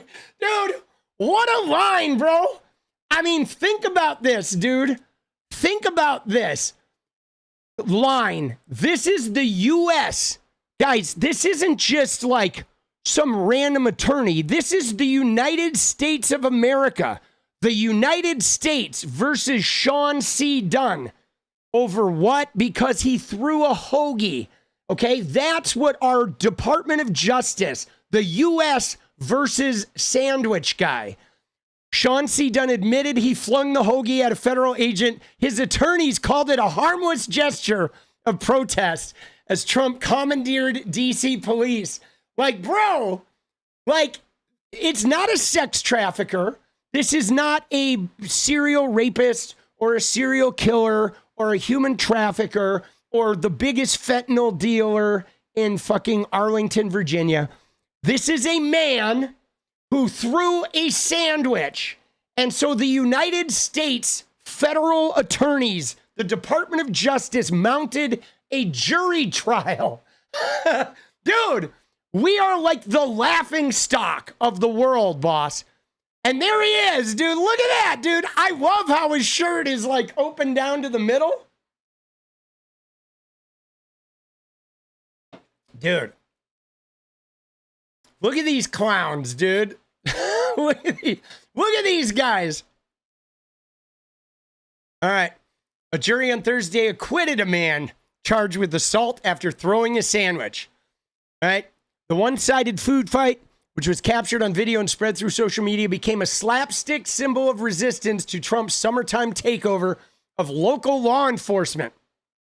The defendant, Sean C. Dunn, said he was speaking out against what he characterized as fascism and anti-migrant policies from the Trump admin. U.S. Attorney Jeanine Pirro's office. Dude, this is Jeanine Pirro's big case, guys. Oh my God, can I just show you? Can I show you? Because I tweeted at her in August, okay? I broke out my tweet here. Where is it?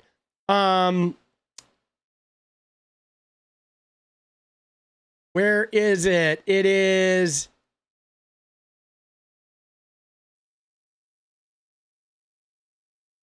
this one. An oldie but goodie. So this is me back in, right? This is her. You ready? Watch this. This is her back in August. So President Trump has vowed to make D.C. safe and beautiful again. And as part of his effort to fight crime, he's bringing in our federal law enforcement partners like FBI, ATF, DEA, or Park Police, everybody to help the Metropolitan PD fight crime. And the president's message to the criminals was, if you spit, we hit. Well, we didn't quite do that the other night when an individual went up to one of the federal law enforcement officers and started jumping up and down, screaming at him, berating him, yelling at him. And then he took a Subway sandwich about this big and took it and threw it at the officer. He thought it was funny. Well, Well, he doesn't think it's funny today because we charged him with a felony, assault on a police officer. And we're going to back the police to the hilt. So there, stick your Subway sandwich somewhere else. Dude, look at her. I know she's so smug. And look at what I wrote back then. I said, you're a fucking clown to charge someone with a felony for throwing food. This is why law enforcement is such a joke. They don't actually solve the big shit. They just overreact to little shit. Meanwhile, Epstein predators roam free, bro. Right? Now look at that, though. Dude, she lost. This was her big case, guys. This was her big case. 20 boxes of Franzia later, and she lost the case, bro. U.S. Attorney 𝗙𝗎𝗄𝗆's office said the 37-year-old Air Force veteran, he was an Air Force veteran, was not on trial for protesting, but for throwing a sandwich at a federal officer at point blank range. Prosecutors sought to indict Dunn on a felony assault count, but a grand jury rejected that charge. Prosecutors downgraded it to a misdemeanor. The trial jury in the U.S. District Court rejected that charge as well, deliberating for 7 hours for over 2 days before returning the non-guilty verdict. It was the highest profile repudiation to date of 𝗙𝗄𝗄's efforts to ratchet up penalties for local offenses.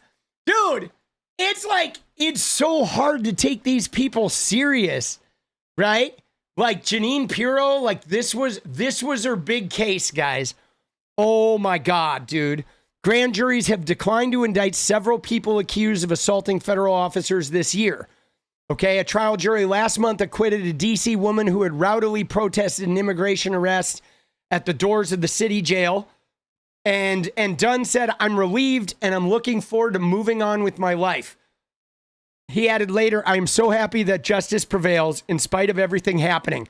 Pirro said in a statement that she accepted the jury's verdict. However, law enforcement should never be subjected to assault, no matter how minor. She said, even children know when they are angry, they are not allowed to throw objects at one another. Dude, the prosecution called 2 witnesses, the Customs and Border Protection's agent who was on the receiving end of the sandwich and a Metro Transit detective who saw the incident unfold. Defense attorneys called no witnesses. Oh, dude. Oh my God, dude, this is amazing. Bro, the straight-laced court proceedings seemed to crack at times as lawyers played video of Dunn bobbing up and down, hurling expletives at a group of officers patrolling a popular nightlight area at 14th and U Streets.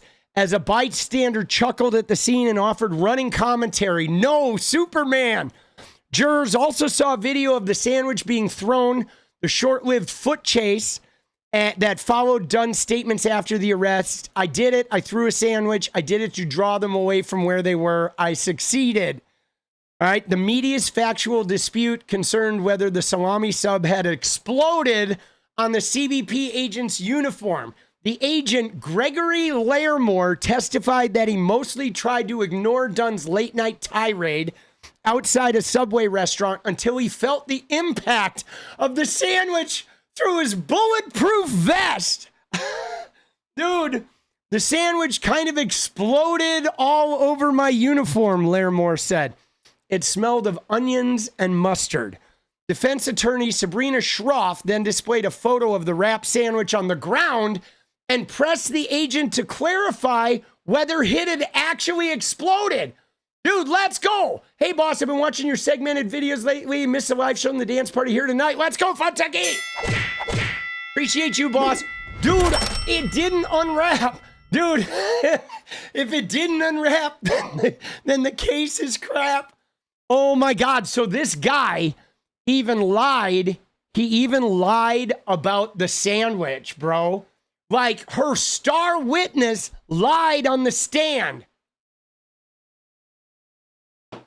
Dude, if it didn't unwrap, the case is crap. Oh, man. So defense attorney Sabrina Schroff displayed a photo of the wrap sandwich on the ground and pressed the agent to clarify whether it had actually exploded. Larimore said a piece of the sub seemed to be visible in the photo. I had mustard and condiments on my uniform and an onion hanging from my radio. An onion hanging. Dude, this guy probably just got his own fucking sandwich on his clothing. And he's like, oh, dude, I'm going to file an incident report, bro. Oh, my God. And an onion hanging from my radio antenna. Dude, Jesus. During closing arguments Wednesday, Schroff questioned whether Larimore felt threatened, noting his coworkers gave him a plush toy sandwich as a gag gift, which he displayed on his office shelf, and an insignia that he affixed on his lunchbox. Dude, he carries a lunchbox showing a likeness of Dunn hoisting a hoagie above the words felony footlong. They're joking about it with each other, and they're joking about it with Agent Larimore. Why? Because they think it's funny. Judge Carl Nichols instructed the jury that to convict Dunn, they would have to find he acted forcibly and generated a reasonable apprehension of immediate bodily harm. Dude, look at that fucking picture, bro. Oh, my God, dude. Dude, homie takes his lunchbox to work, boss. This is just so incredible, dude. This guy with the hoagie. There he is. Look at him, dude. Oh, my God, dude. Dunn's attorney said Larimore was very heavily armed with a group of law enforcement officers in addition to wearing a bulletproof vest. If that vest is going to keep you safe from military rifle fire, it is certainly going to keep you safe from a sandwich. In this country, last time I checked, dissent and opposition are not crimes. Prosecutors asked jurors to set aside any opinions they might have about Trump's law enforcement surge and find Dunn guilty. All right, this case is not about someone with strong opinions. It's not about immigration. It's not about First Amendment. It's about someone who crossed the line. All right. Dude, this guy had been in Afghanistan. Dude, this guy was an Air Force vet that they were charging with sandwich throwing. Okay. But of course, he was acquitted. Dude, isn't that crazy? Like, that shit, guys, is funny, bro.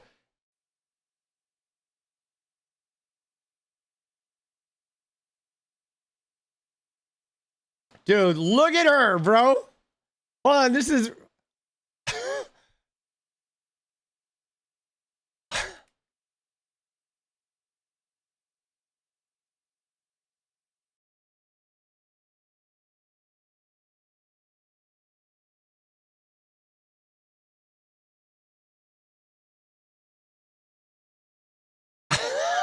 Dude!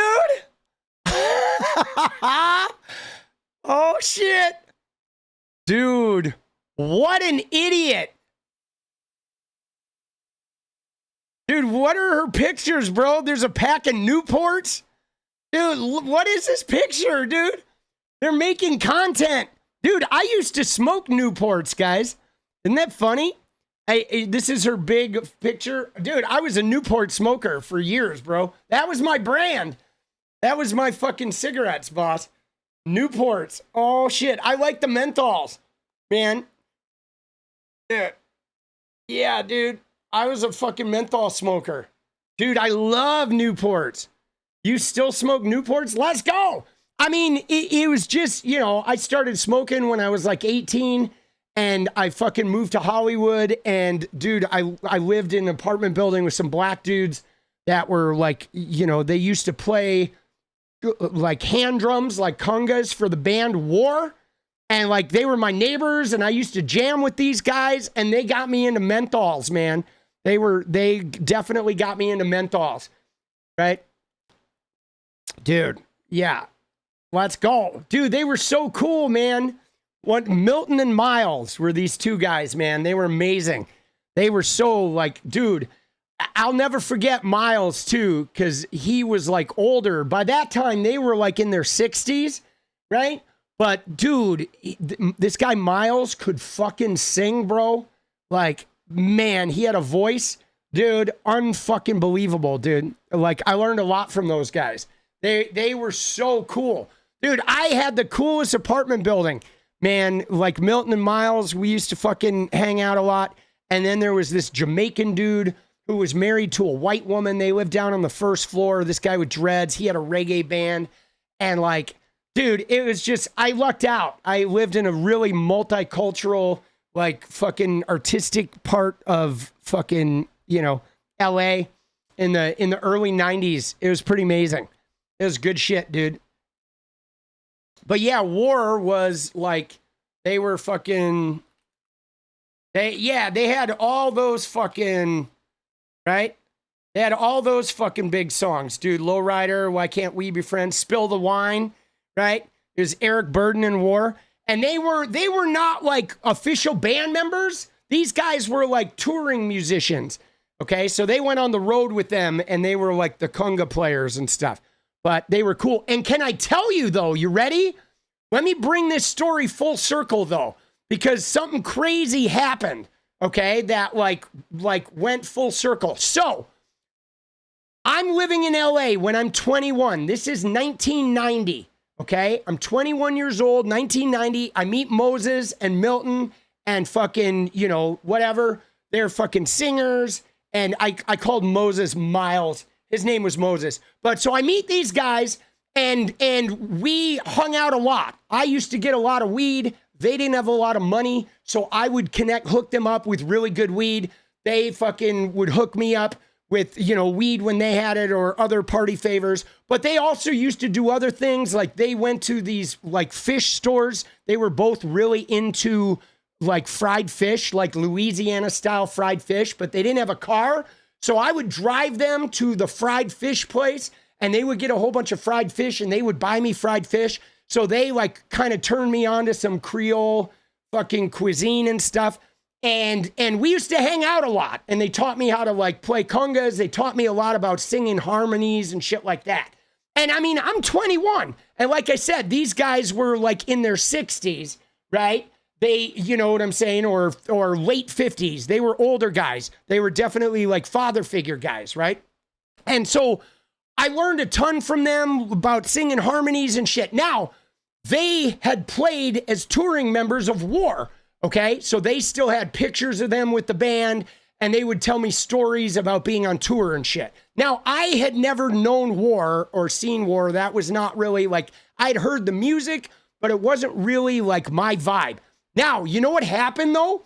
Was years later, okay? Like, I don't know, 7 years later or something like that, I go back to Wisconsin, okay, for some family event. There was like a family reunion or whatever. I go back to Watertown, okay?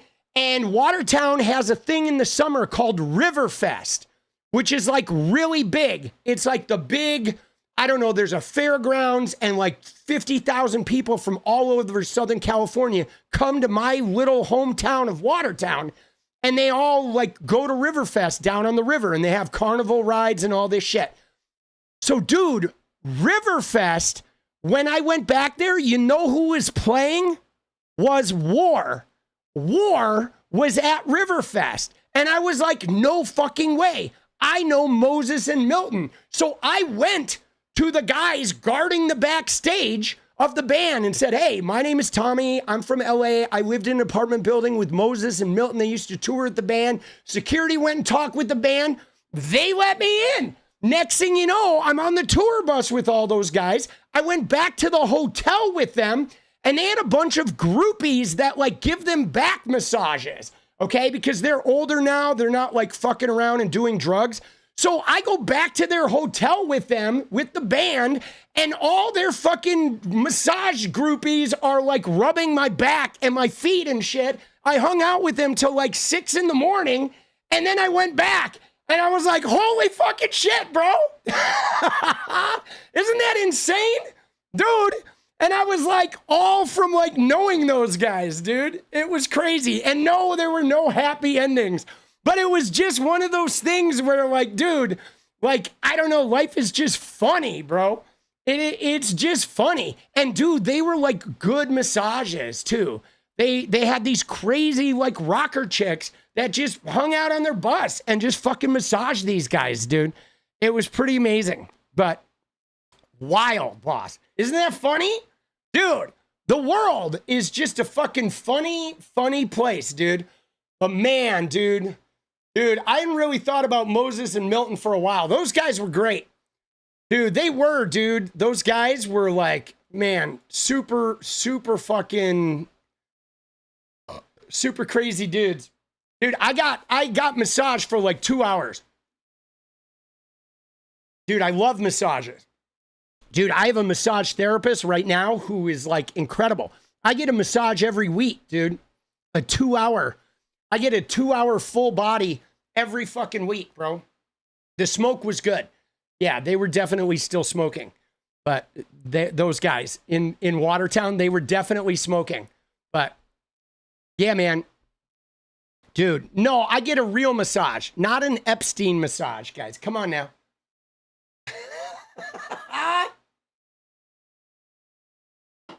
Come on now. I know you're kidding. Dude, this shit is funny, bro. Dude, these, like, dude, what a loser. Dude, everybody who works for Trump, every single person who works for Donald Trump is a fucking loser, boss. Like, every one of them is a loser, bro.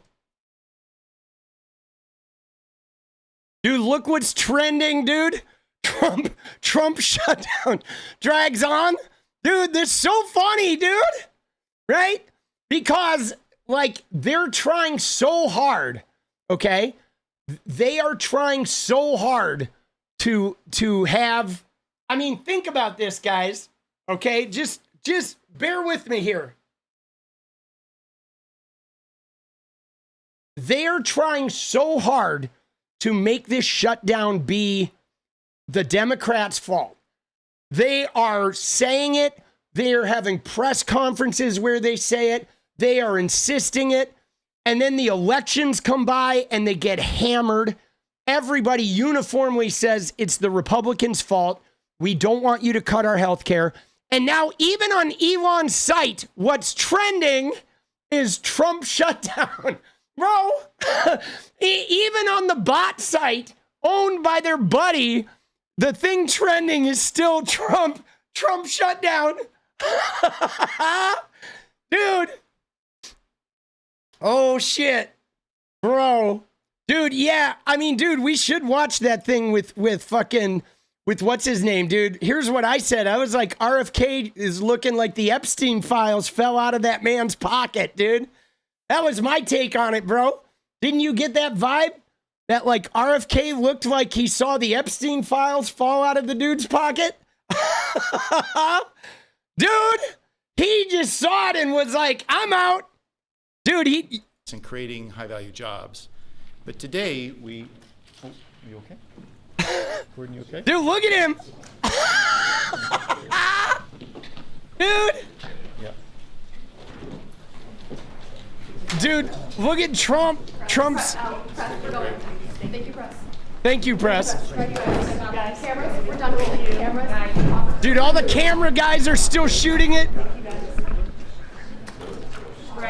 Dude, Trump is just standing there. Dude, you know what it reminded me of? It reminded me of the George Costanza fire, right? Remember this scene when he smells fire and he's like, no, and he knocks over the grandma with the walker. Dude, there it is. That's RFK right there, bro. Remember that? Dude, George is like the first guy out. Fire! Oh, fuck, bro. That's totally RFK, dude. Oh, shit. That's what I was fucking...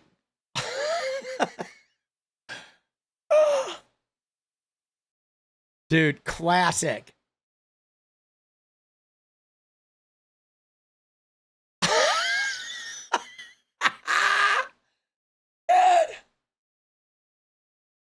Shit is amazing. Uh-oh. Oh, shit, dude. Dude, Trump endorsed Vivek Ramaswamy. Dude, that may be the death knell, bro. Trump endorsed Vivek. Oh, shit. Dude, that could literally be the end of... Dude, that could literally be the end of Vivek's candidacy, dude. Right? Oh, Lord, bro. Yeah, dude. Let's see. He says, Vivek is running for governor, a place I love and won big 3 times.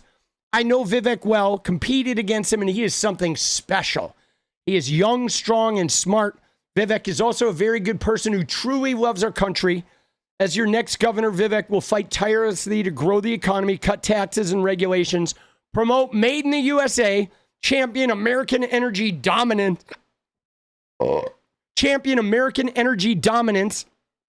keep our now very secure border secure, because of course we know the border in Ohio is a huge issue, right? Border security. You got to make sure that those people from Indiana don't come rushing in, or nobody from Kentucky gets across the border. Dude, got to keep that border secure, stop migrant crime, strengthen our military/veterans, ensure law and order, advance election integrity, and protect our always under siege Second Amendment. Dude, Vivek Ramaswamy will be a great governor of Ohio, and he has my complete and total endorsement. He will never let you down. Oh, shit, dude. Oh, my God, bro.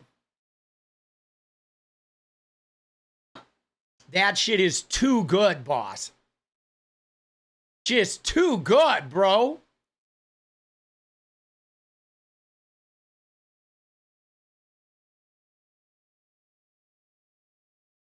What the fuck, dude?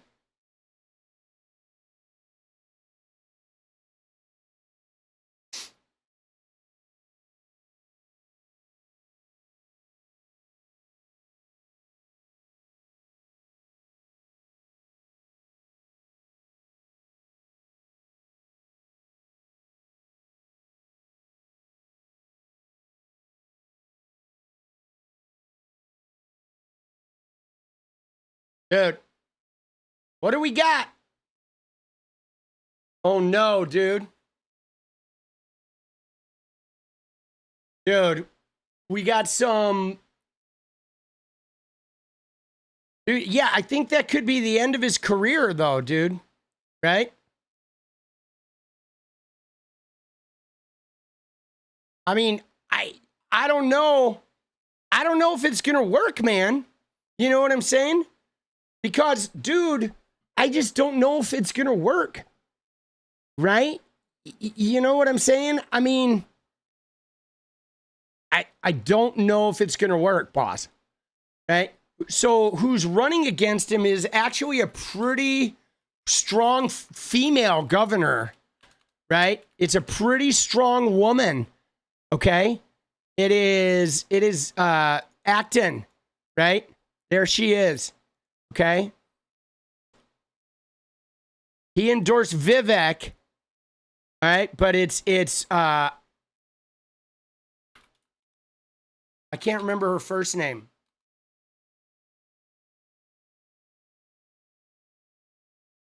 Amy Acton.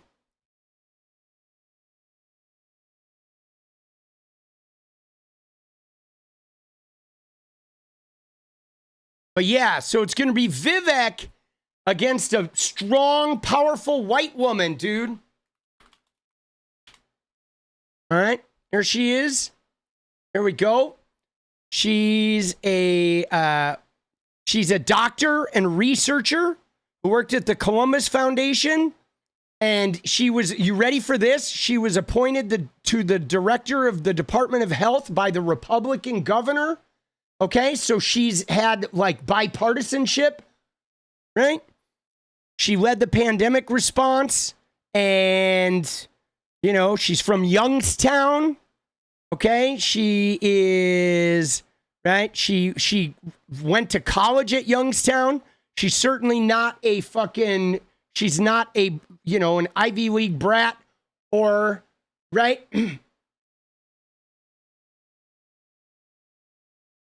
She was a volunteer on Barack Obama's fucking presidential campaign.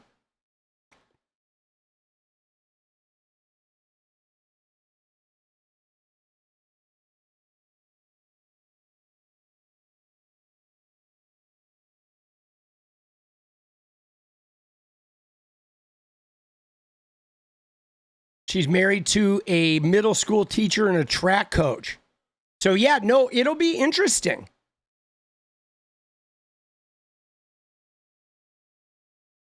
Yeah, it's going to be interesting to see what happens, right? Because I don't think that is a shoe-in. I certainly don't think it's a shoe-in for Vivek Ramaswamy. You know, I mean, granted though, like I keep thinking about 𝗏𝗏𝗏, okay? I keep thinking about 𝗏𝗏𝗏. Why do I gotta say white woman? Well, so Pink, the reason why I'm saying white women is because obviously one of the things that Vivek is running against is against the racism that exists in Ohio, right? That's why I'm talking about it, right? Because Vivek, obviously the two things that harm Vivek's campaign in Ohio are him being brown and him not being a Christian, okay? Because Ohio has a lot of there's a lot of like good old boy, right? I see. You were talking to somebody else. Got it. I thought you were asking why I referred to as that. Because I think Vivek, it's going to be interesting, right? Because we have the situation where it's like 𝗏𝗏𝗏 and Winsome Earl Sears, you know? But Vivek Ramaswamy is definitely a better candidate than Winsome Earl Sears. Like, she was just weird, right? But Vivek, though, here's the thing about Vivek is I feel like Vivek wins Vivek wins the sort of like MAGA faithful, but I don't know if Vivek wins a lot of the sort of good old boys. You know what I'm saying? I don't know if the Vivek people wins the good old boys. Like, that's kind of what is going to be interesting about this race. Because there's definitely a good old boy, right? You know what I'm saying? There's definitely a good old boy aspect that goes on in Ohio that is going to affect this race, you know? And he's got two things. You know, but he does have the thing of being a dude, you know, and that's it. Like, I think what Krygo said there is really interesting. It's not even that they're not going to vote for him, but it's that part. They might not show up and vote for Vivek, right? You know, they might not show up and vote. This is going to be the challenge of all of the Republicans moving forward, okay? This is going to be the challenge of all the fucking Republicans moving forward, is getting their voters to show up. I mean, a classic example is this guy. Did you see this guy? Right? You know, they're voting whatever, their fucking voting guy. They have this guy, this gay dude named 𝗏𝗏𝗏𝗏, right? This is the Republicans' big guy. Okay? He's their resident gay dude, 𝗏𝗏𝗏𝗏, and what he does is he goes around and registers people to vote. Is he actually gay? Yeah, he's actually gay. All right, he's 100% confirmed gay. No, he's gay. But so he goes to like swap meets and gun shows and you know, malls and county fairs, and he registers people to vote. He just goes, hey, you guys like Donald Trump? Let me get you registered to vote. Now, here's the thing, guys. So the thing about it is they are registering Republicans to vote like all over the place. Okay. But the problem is they're not registering people that actually do vote. Okay. Like, having 1 million people registered is not helpful if only 20% of them are going to show up. Right. Whereas if you register 300,000 people that are actually going to show up, you know, you're going to beat 1 million people registered with only a 20% show up rate. So that's kind of the problem is he's out there registering people, but then there's no way to get those people motivated to go show up and actually vote. Right? Now, during the election with Kamala Harris, Elon Musk was giving away $1 million a day. So he was like, Elon Musk was like the carrot that was encouraging those low propensity people to vote. Okay. So you see how that worked there. But so what he did was this. Look at what he did here. He said, right, where is it? He said, I tried to help you defeat 3 Pennsylvania Supreme Court justices that allowed mail-in ballots to be received 3 days after Election Day. But like, guys, that's how mail-in works, okay? Mail-in, you mail it in until Election Day, and then once it gets postmarked, it's valid, bro. You know what I mean? But they blame it on mail-in, okay? He blamed it on mail-in. Oh, we lost because of mail-in votes. And it does depend on the state. Some people go 3 days. Some people go a week. Some people, it's got to be there by the day. It depends. But the thing is it's not mail-in. It's never the mail-in issues, okay? It's never the mail-in issues. The problem is these people just aren't motivated to vote. They're not, dude. They're not motivated to vote. They're not oppressed, you know? I mean, and that's the challenge, you know, is like, you know, they're just not, the people he's registering at the gun show are not reliable voters. Dude, it's crazy.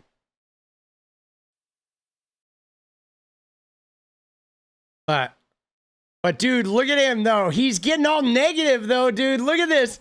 Unless Senate Republicans nuke the filibuster and pass election integrity legislation, you're stuck with mail-in ballots. So either learn to use them or prepare to lose. Bookmark this. Dude, they're so negative. Like, can I just tell you, if you go back and look at this guy, like, he used to be, like, so positive. Let's find him. Let's find him when he was positive, bro. Right? Right? Look at this. This was back in October, dude. Look at him. Whether you're driving a car, mowing the lawn, building a home, or watching the Eagles game, I will court you and ask for your vote. My enthusiasm is unbridled. My work ethic unparalleled. I am here to win. Game on. And look at him. He's like registering anyone he can. Like, let me get you registered to vote. Right? You know what I'm saying? This isn't hyperbole. This election is our last chance to save the state. I ask for your vote for Jack. Do everything. He's like so positive, right? If Republicans don't vote this November, the people who celebrated his assassination win. Dude, and now you look at him and he's like, dude, Republicans are going to lose everything. It's November, dude. He's like, dude. Hey everybody, this is 𝗙𝗵𝗶𝗹𝗀. I'm not here to bring you a happy video. I'm here to give you a dose of reality. It's August 29th. I want you to bookmark this. You timestamp this right now. It's after 2 a.m. and I'm out walking my 6 miles as I do every single day. And I'm here to tell you, Republicans are going to lose everything this November unless we change things and quickly. You're going to lose the governorship in Virginia, and you're going to have a Democrat. You're going to lose the governorship in New Jersey, and you're going to have 𝗫𝗫 𝗫𝗫𝗀𝗏 2.0. And in Pennsylvania, where we have been working tirelessly, nonstop, even since the election, we're on the verge of having 3 Democrat Supreme Court justices retained until 2035.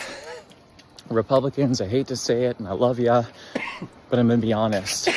You are absolutely clueless. And it's not just the leadership at the top, but I have to say to our voters, if you are only planning to vote on Election Day on Tuesday, November 4th, consider the election's gone. Dude, isn't he funny? Dude, I just realized it's 𝗫𝗫𝗫𝗍. I thought it was Mickey, dude. Dude, her name is Mikey. Oh my God, bro. I feel like an idiot. Dude, I think somebody corrected me a couple days ago in chat too. Dude, yeah, he's getting worn down, right?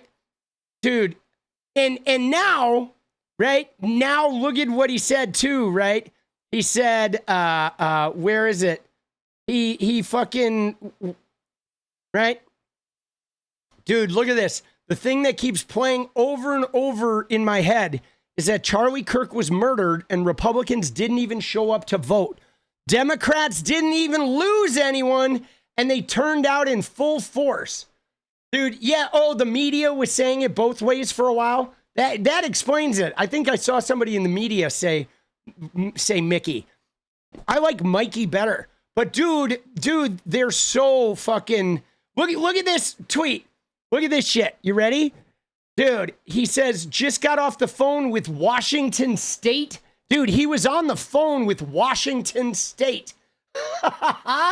Dude, in 1 week, I'll be flying to Washington State to help collect signatures to require proof of citizenship in order to register to vote. If Republicans in Congress won't act, we must take action at the state level. But dude, they're never going to vote for that in Washington. Dude, he was on the phone with the state, bro. I told him too. I got in there. I was like, get ready for another Pennsylvania, you dumb fuck. Said watching you lose has become a new hobby. Dude. Oh, shit. Bro. Dude. Oh, my God, dude. Dude, yeah. I mean, he's funded, though, guys. But that'll be a good job for him, though. Getting signatures is good because he's good at that. Because, like, getting him to vote, get people registered to vote, those people aren't voting. But getting him to get signatures will be a good job, right? That'll be a good job for him, right? Because that's like something he can actually do. You like this? Look at this shit, dude. No National Guard to Portland. All right, Judge Immergut, 102-page order, permanently blocked. Permanently blocked. Sorry, Trumpy. I know you're going to appeal, and you're going to go down to the fucking whatever. You're going to go down to the fucking circuit court in San Francisco. You're going to go before your little 3-panel fucking Trump sniff judges, right? But 102-page order, and right? And the fact of the matter is this, guys. This reminds me of the 60 Minutes clip. You remember the 60 Minutes clip where Trump is like, I can use the Insurrection Act. I haven't done it, but I can. I can use it if I want. Remember? We've seen him. He always talks about the Insurrection Act, and he talks about how I can send in the troops. But the problem is you can't. You can't. Like, there has to be cause. You know what I'm saying? You can't, like, the Insurrection Act can be sent in when there's an insurrection. It's in the name. But that doesn't mean a guy throws a sandwich and you call that an insurrection, right? You can't just, like make shit up. Like, oh yeah, somebody pushed a police officer on the ground, so therefore it's an insurrection. It doesn't work like that. It just doesn't, And now the thing is he kind of got a little high on his own supply, I think, in D.C., because in D.C., he had the authority, right? The president of the United States has a federal authority over D.C. So any president could send the military into Washington, D.C., and there's nothing anyone can really do because that's under the presidential authority. The executive, the executive branch of the government has ultimate authority over Washington, D.C., so he could get away with that, and it looked really tough with him like, aha, look at him. I got the army in there picking up trash. I'm such a big fucking guy. But, dude, he's trying so hard, bro, right? You're going to laugh. He tries to put a warrant out for what, Gavin? Dude, it's so funny, bro, right? They're trying to declare riots and shit, and the judge is saying how, like, these days that they're claiming don't satisfy the features of a rebellion, right? You know what I mean? And like, that's just it, right? the courts are like beating the fucking shit out of him, bro. Right? And you're right, Christine, they're all very high in their own supply. Okay? They're very high in their own supply. But again, Portland, dude, we're victorious. But guys, I want to point something out. Okay? I want to point something out because I want you guys to see these Republican techniques. Okay? And let me just tell you, have you guys noticed, follow this train of thought here, guys, but have you noticed that all of the right-wing influencers have left Portland? Nick Sortor, Cam Higby, Brandy Cruz, Katie Davis Court. You notice how all of them are gone? How they were literally only here up until the election? Did you notice that? That they weren't here because of Portland? They weren't here because of what was going on? They were just here to build the narrative of dangerous Portland, Antifa takeover, violent left. And they were using that to simultaneously buttress what they were doing to Jay Jones with the commercials of Jay Jones is going to kill your kids. Look how violent they are in Portland. Look what's going on. And the minute the election happened, poof, all of those people are gone because the whole thing was just an op. They were all paid to come here to create this narrative. And then Jay Jones commercials were running 24/7 in Virginia. And they got hammered, bro. They got fucked. Right? Oh, they got fucked. Oh, Trumpy. And now they're gone, bro. Their energy is like done, dude. Dude, they're done. They're like, dude, they got smoked, bro. Dude, Jay Jones, yes. He won like big, dude. 7 points, bro. I mean, dude, what does it say?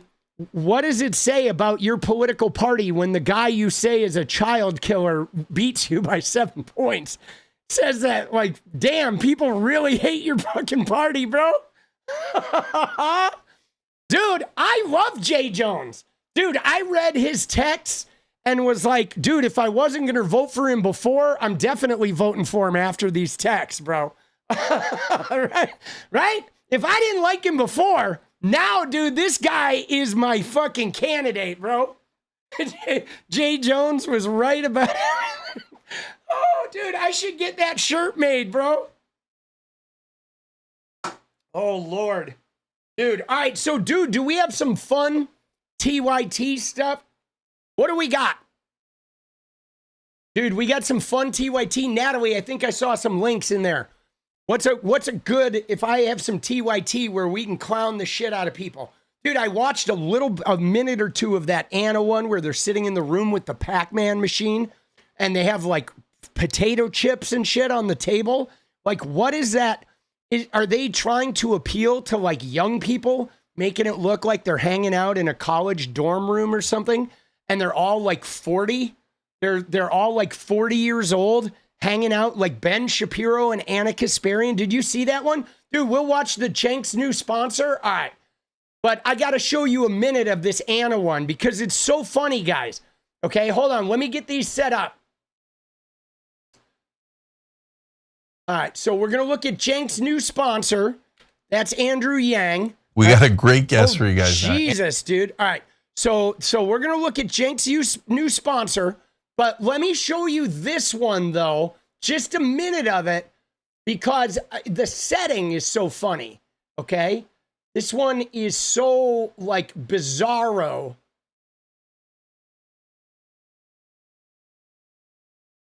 So look at this, guys. It's a CNN thing, okay? One thing that I and now look at this, though, guys, okay? Because we have 𝗙𝗪𝗏 and Ben Shapiro and Charlemagne, and who are these guys? I'm not familiar with who the other two are. Do we know who these other two are? It'll probably say in here. It was, or no, I guess it doesn't. So we got Charlemagne, Ben, and Anna, and who, do we know who these two are? This blonde woman and this other dude. But like, look at the set, guys. Okay, because Harry Enton. Oh my God, dude, it's the stats guy. Oh shit, bro. Dude, I find him very annoying. But like, look at this setup. Okay, this is like, they got a window out here. It's like Friends. You know, this is like a very 90s looking Friends set with the city, the big city outside. But like, look at this shit. She's got like popcorn and it looks like some type of alcoholic beverage. Okay. And then there's like, you look at the table and there's a bunch of chips and shit and candy and the little CNN cups. It makes it look like they're drinking beer. Right. And then look at this though. There's like a Pac-Man machine back there. Like, bro, I just thought this was so funny because it's like they're trying to make them like young and hip, right? You know what it reminds me of? It reminds me of Brett Cooper's set. You remember how like Hassan used to talk about that shit, about how you go to somebody like Brett Cooper and she's not in a room in her house that she maintains. She has like a set that makes it look like a young person's environment, but the whole thing is staged to look like this real thing, but it's all fake. And like, that's what this shit is, with like this fake popcorn and shit, right? Where it's like a bunch of people that are old trying to make them look young. Like Anna is not a youth influencer anymore. Dude, Anna is like a mom, dude. She is a mom. Anna is not fucking like AOC. Dude, Anna is like AOC's mom, dude. If she got pregnant like really young. And they're trying to like, I don't know, they're trying to stage these guys as like young people guys. Okay? She is a birthing person. Dude. It's funny, bro. It's like they're so, I don't know, it's like old people being like put on a young person's set. That's what it reminds me of. You know, it reminds me of like the Friends reunion. You remember the Friends reunion where all the characters are now like 30 years older and they come back and they're sitting in the coffee shop set and they're reminiscing about the days gone by? I feel like these people are, you know, it's at least with Anna and even with Ben Shapiro a little bit, they're now sitting here reminiscing about when they used to be the people that inspired young people, right? Like Ben Shapiro used to be an influencer that young Republicans looked up to. But now the young Republicans are like worshiping Nick Fuentes and like these crazy like Hitler people now, because the Republican Party is no longer about like Ben Shapiro's intellectual shit, you know what I'm saying? And I mean, Anna definitely was a voice of the younger people with like the progressives and all the people that they brought up, you know, like Kyle Kalinske and Emma and Franny and all those people that they brought through. But now Anna's just like a has-been, dude. And I feel like Ben Shapiro, even though he's got a really big reach and his reach is way more active than TYT's is, I still think Ben Shapiro is kind of like a has-been, dude. You know, like, you know, people, there's nobody in the youth movement that is looking to Ben Shapiro anymore, right? They're just not. I mean, I was surprised there ever was, and there was for a little bit when he was younger, you know, like 10 years ago, there were like young intellectual leaning Republicans. I don't really want to call any Republicans intellectual, but you know what I'm saying? But dude, this is funny. I know it's like, I use that word loosely, but this is pretty wild seeing this, dude. That's going to be his excuse. Well, you know, I think it's also interesting, Anna, you talk about addressing issues that everyday people are living with every day. I also think the manner... Because look at what she says. I will say is there are parallels, believe it or not, between 𝗏𝗏𝗏, who I will admit is definitely one of these blue dog Democrats, a centrist, and then Zoran Mamdani, who's, you know, a self-described democratic socialist. They both focused on affordability. So obviously, I mean, it seems so intuitive, it seems so easy and simplistic, but focusing on the issues that actually affect everyday people is what wins the votes. That's what I said to Trump in 2024. That's right. That's exactly it was also right. against the inflation, right? But to that point, because of the fact that inflation continues to be a problem and affordability continues to be a problem, and Trump hasn't delivered, it is now becoming a political liability for Trump. And I think that... Dude, I'm trying to figure out, right? Like, you know what I'm trying to figure out is like, who's watching this? You know what I'm saying? Like who's watching 𝗙𝗙ecie𝗶𝗏𝗶𝗹𝗀 and Ben Shapiro and Harry Enton and Charlemagne? And do we know who this blonde girl is? You know what I'm saying? I mean, we're watching it, though, out of curiosity and inquisitiveness and in order to make fun of it. But I'm wondering, like, when they had this thing, whoops, sorry, guys. When they actually put this thing on the air, like, who were they aiming it at? Because, I mean, this is a pretty fancy set. They have a fucking, you know, they got Pac-Man, they got pinball, right? They got fucking, you know, these nice lamps. It's all set up and lit. Dude, I have this light.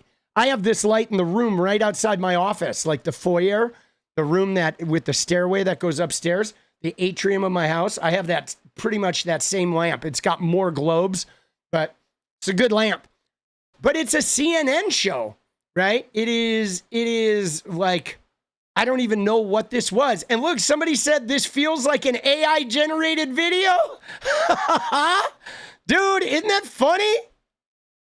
Dude, that's amazing. What the fuck is this? LOL feels like an AI generated video. Nails it. I know, the city view. Dude, how old is 𝗙𝗙ecie𝗶𝗏𝗏𝗀? Is she 50? Oh my God. No fucking way, bro. There's no way. She's 39. Dude, I thought she was 50, bro. Like, doesn't she seems like 50. Dude, I swear to you, I had no idea she's 39 because she's not even that old, but she seems like 10 years older. Oh, okay. Got you. It's their new streaming subscription service called All Access. Yeah, dude, I thought she was like 49, bro. Right? I did. Dude, she's an old 39, dude. She dresses like an old lady. She does.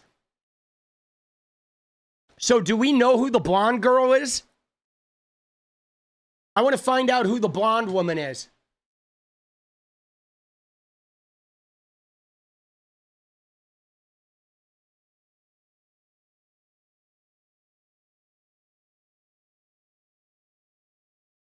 It was...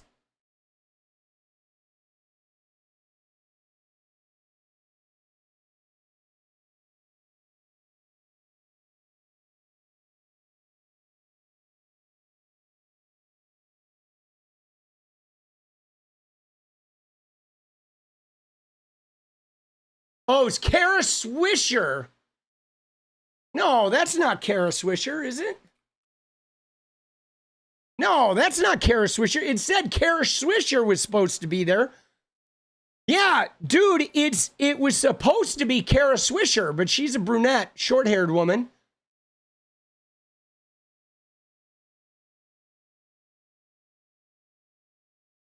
So I guess maybe 𝗙𝗏𝗟𝗏𝗃 got replaced.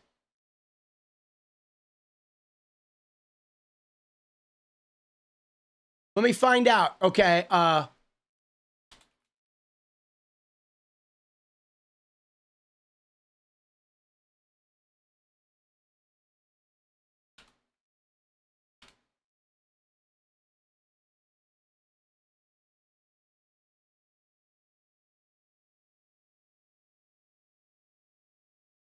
Oh, dude.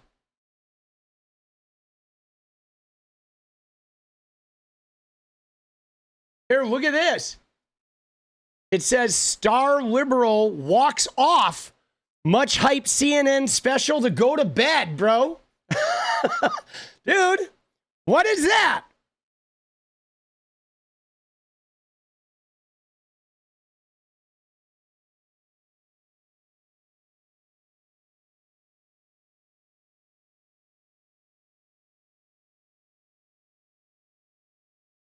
So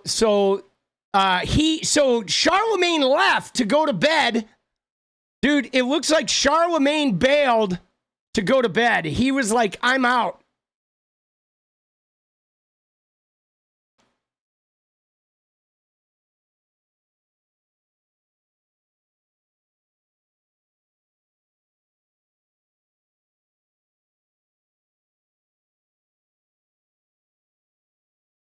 Dude. Oh, it's Isabel Brown? Okay. Dude, how did you find that? Oh, yeah, that's her. Oh, so it's a Daily Wire, right? It's a Daily Wire. Got it. Daily Wire fucking, so I guess when 𝗙𝗪𝗪𝗧𝗏, for whatever reason, wasn't going to show up, Ben Shapiro brought one of his buddies, right? Brought one of his insiders.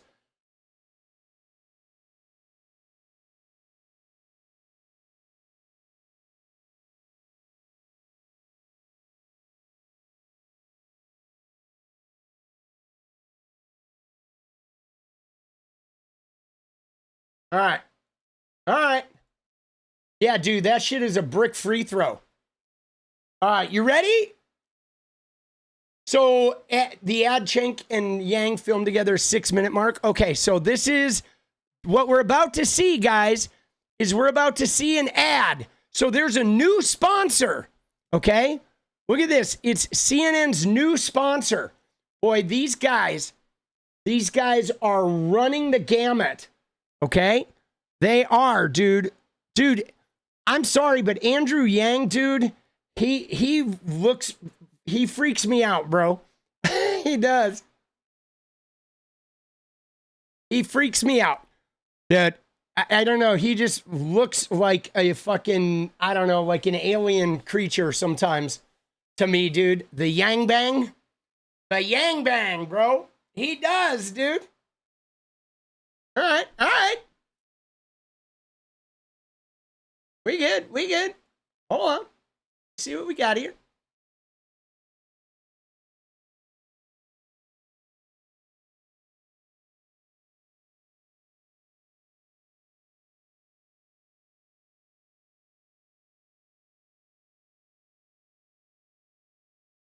All right.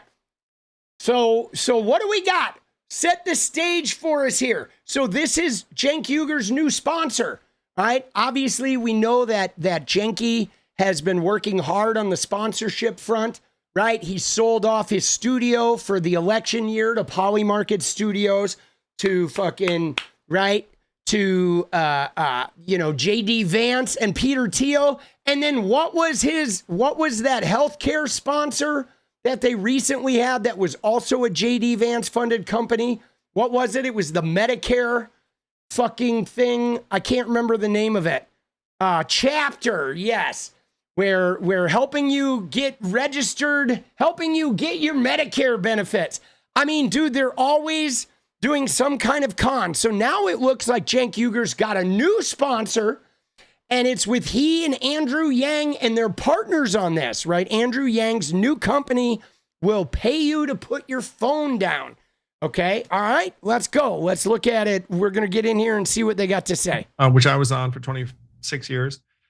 They were paying $10 a day on the travel pass. It turns out that Verizon was spending $2 a day putting you on the foreign carrier's network and charging you 10 for no reason anyone can discern. So Noble Global charges $5 a day when you're abroad and then caps it at 10 days so that the most you can pay is $50. Dude, Noble Global, Noble Mobile.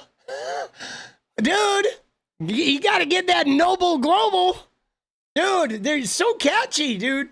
Noble Global, Noble Mobile. You give your money to a mogul, noble global, favorite mogul, 𝗙𝗙𝗃𝗃. Good. All right, here we go. Because, by the way, my friend who then got home, they owed Verizon, $100 from being abroad, and then they also owed them another $100 on their usual bill because Verizon doesn't give you a break when you're out of country. So the reason why we could do it on 50 is that we're just not extortionate. We're not crazy. We can run a fine, solid business on max of 50 with a cash back component of another 20. Wow, they're just so anti-capitalist, guys, right? They're like a real anti-capitalist business that they're going to do that now, right? Now it's $50 and they're just running a great business. But as soon as you're locked in, right, at some point you're going to pay the piper, believe me. But here we go. Yeah, so look, this is happening in almost all the industries. They become either monopolies or oligopolies. And so once they've cornered the market, they just charge you whatever they want. I mean, the drug companies went like overboard and they're like, you're not even allowed to negotiate our prices, right? But here in carriers, at least there's real. Dude, 𝗙𝗃𝗃𝗃 is like, he's so uncomfortable to watch, dude. Because he's like, his laugh, dude. He is like such a huckster, bro. Every time 𝗙𝗃𝗃𝗃 is opening his mouth, it is like he is like trying to sell me a used car. I mean, do you get that same vibe? I always feel like he is fucking selling some shit out. People in the comments were quick to point out you can get a Mint Mobile for $15 a month. Yeah, there you go. Competition. There wasn't before. You had to pay some, crazy number no matter what. Now, all of a sudden there's Noble Mobile, etc. And voila, price competition. And that's how a market's supposed to work. And the fat cats, they get too fat, etc. So now, by the way, that's what happened in Europe, Cenk. Like prices came down because you had something called competition.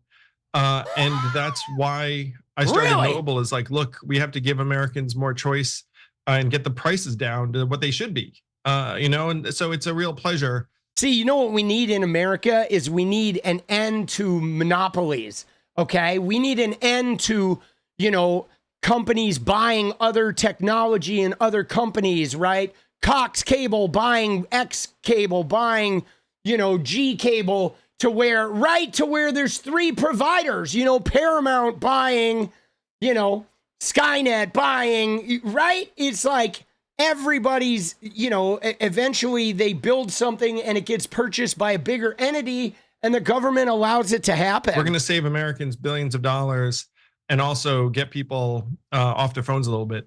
Yeah. So if you want to do it through us, go.tyt.com/switch. What we're trying to do is gather the good guy companies here, people that are actually looking out for you and actually trying to save you money. Oh yeah, dude, 𝗙𝗃𝗃𝗃 guys, TYT is gathering the good guy companies, which include Polymarket and Chapter, right? All the Peter Thiel, JD Vance companies. And now we're branching out into Andrew Yang. All the good companies are going through TYT and they're totally not getting paid like huge amounts of money in order to tell you this, right? Oh shit, bro. So Andrew and I did our first little video together just a couple of days ago. This will be its international debut, so I'm sure everybody's on pins and needles here. Oh, here we go. Let's watch and have a little fun. Hey Andrew, what's up? Hey Cenk, you ready to make the switch? Yeah, I guess. I promise it's easy, universal, basic, and you get income. Yeah, you keep saying that. But you sure I'm gonna have coverage? Of course you will. You think I would have bad service? I'm Andrew Yang, of course I have good service. All right, let's try it. But I'm so bad at tech. So, wait. Dude. Should I do this thing of the hashtag business? Andrew, you're still on, right? Yep. Oh, I see it. Oh, wait, I don't see. Oh, yeah, I do see it. Here we go. I actually did not realize that you'd be searching in real time, but I love it. How much do people actually normally save? Yeah, the average American is going to save between $500 and $1,000 a year on Noble. Yeah, no.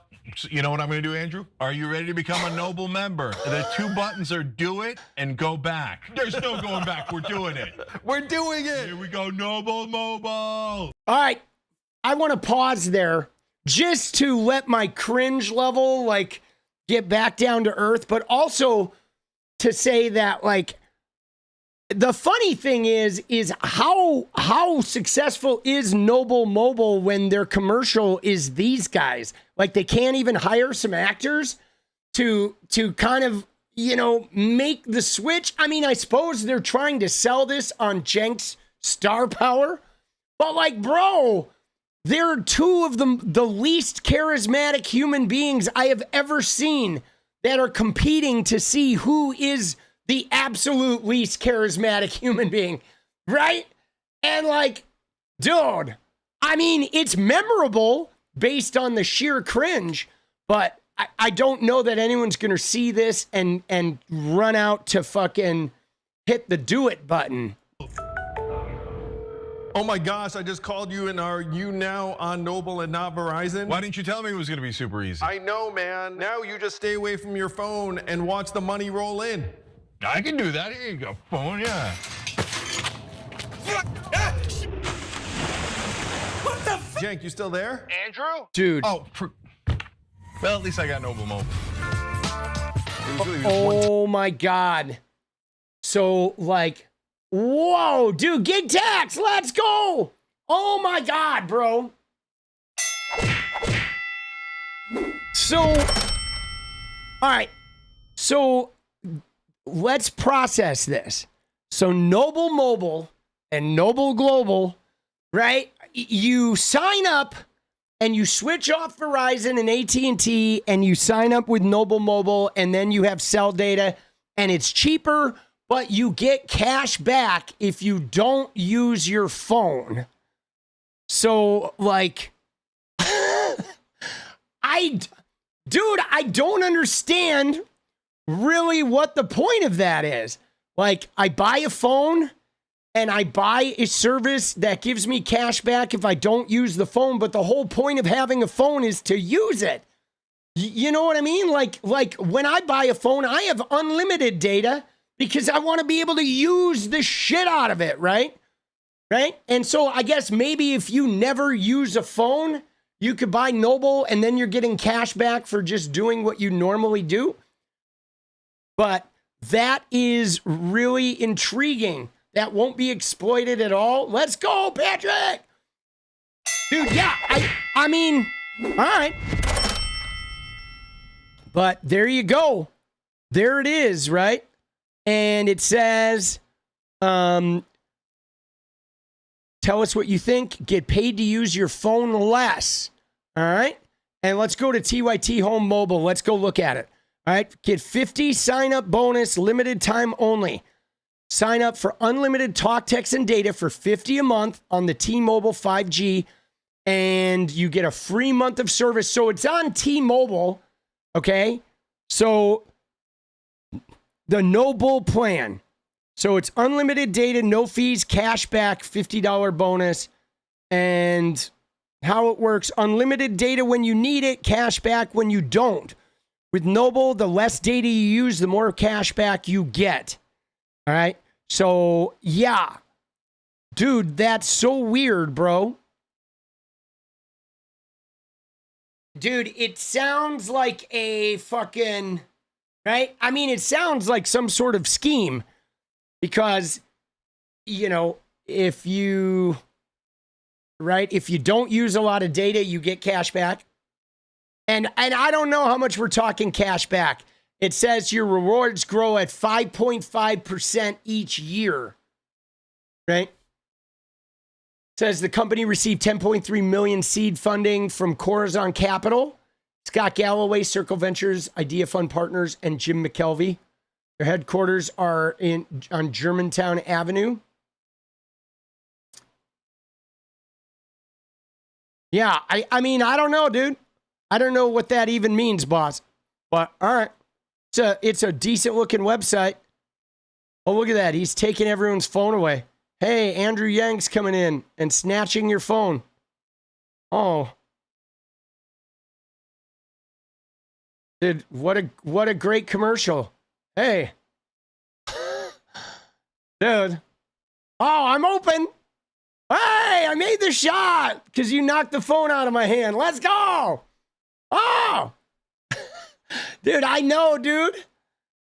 I know. I know. I'm giving them the bottom of the barrel, but it's Noble Mobile and TYT. $50 sign-up moves. Yeah, dude, it's kind of interesting. Let's see in the comments section what they're saying, okay? Let's see what people are saying. This is an infomercial. Could they have made it slightly less obvious and dull? This is the age of TikTok. Do you not know your audience? Come on, guys. Isn't Fox News? This guy says, I had a career when I wasn't even allowed to check my own phone. I never got used to it. Watching my friends get slowly addicted to their screens has been a sad thing to watch. They're robots now. If Yang or Pocahontas run, they might actually win. Dude, what is them using the word Pocahontas? Like, who is their fan base now? Right? That they're calling Elizabeth Warren Pocahontas in the comments. I mean, that's a little weird, right?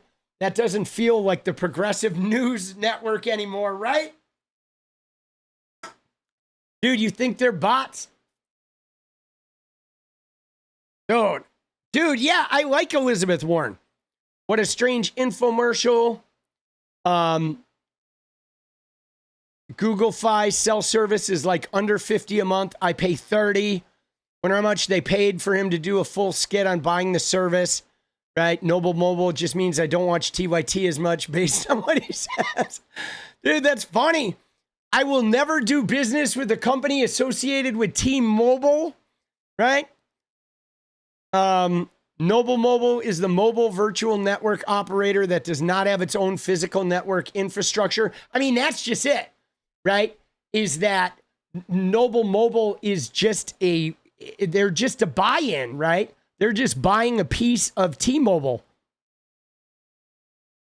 I'm on a plan for seniors and pay $50 a month. This is not cost savings.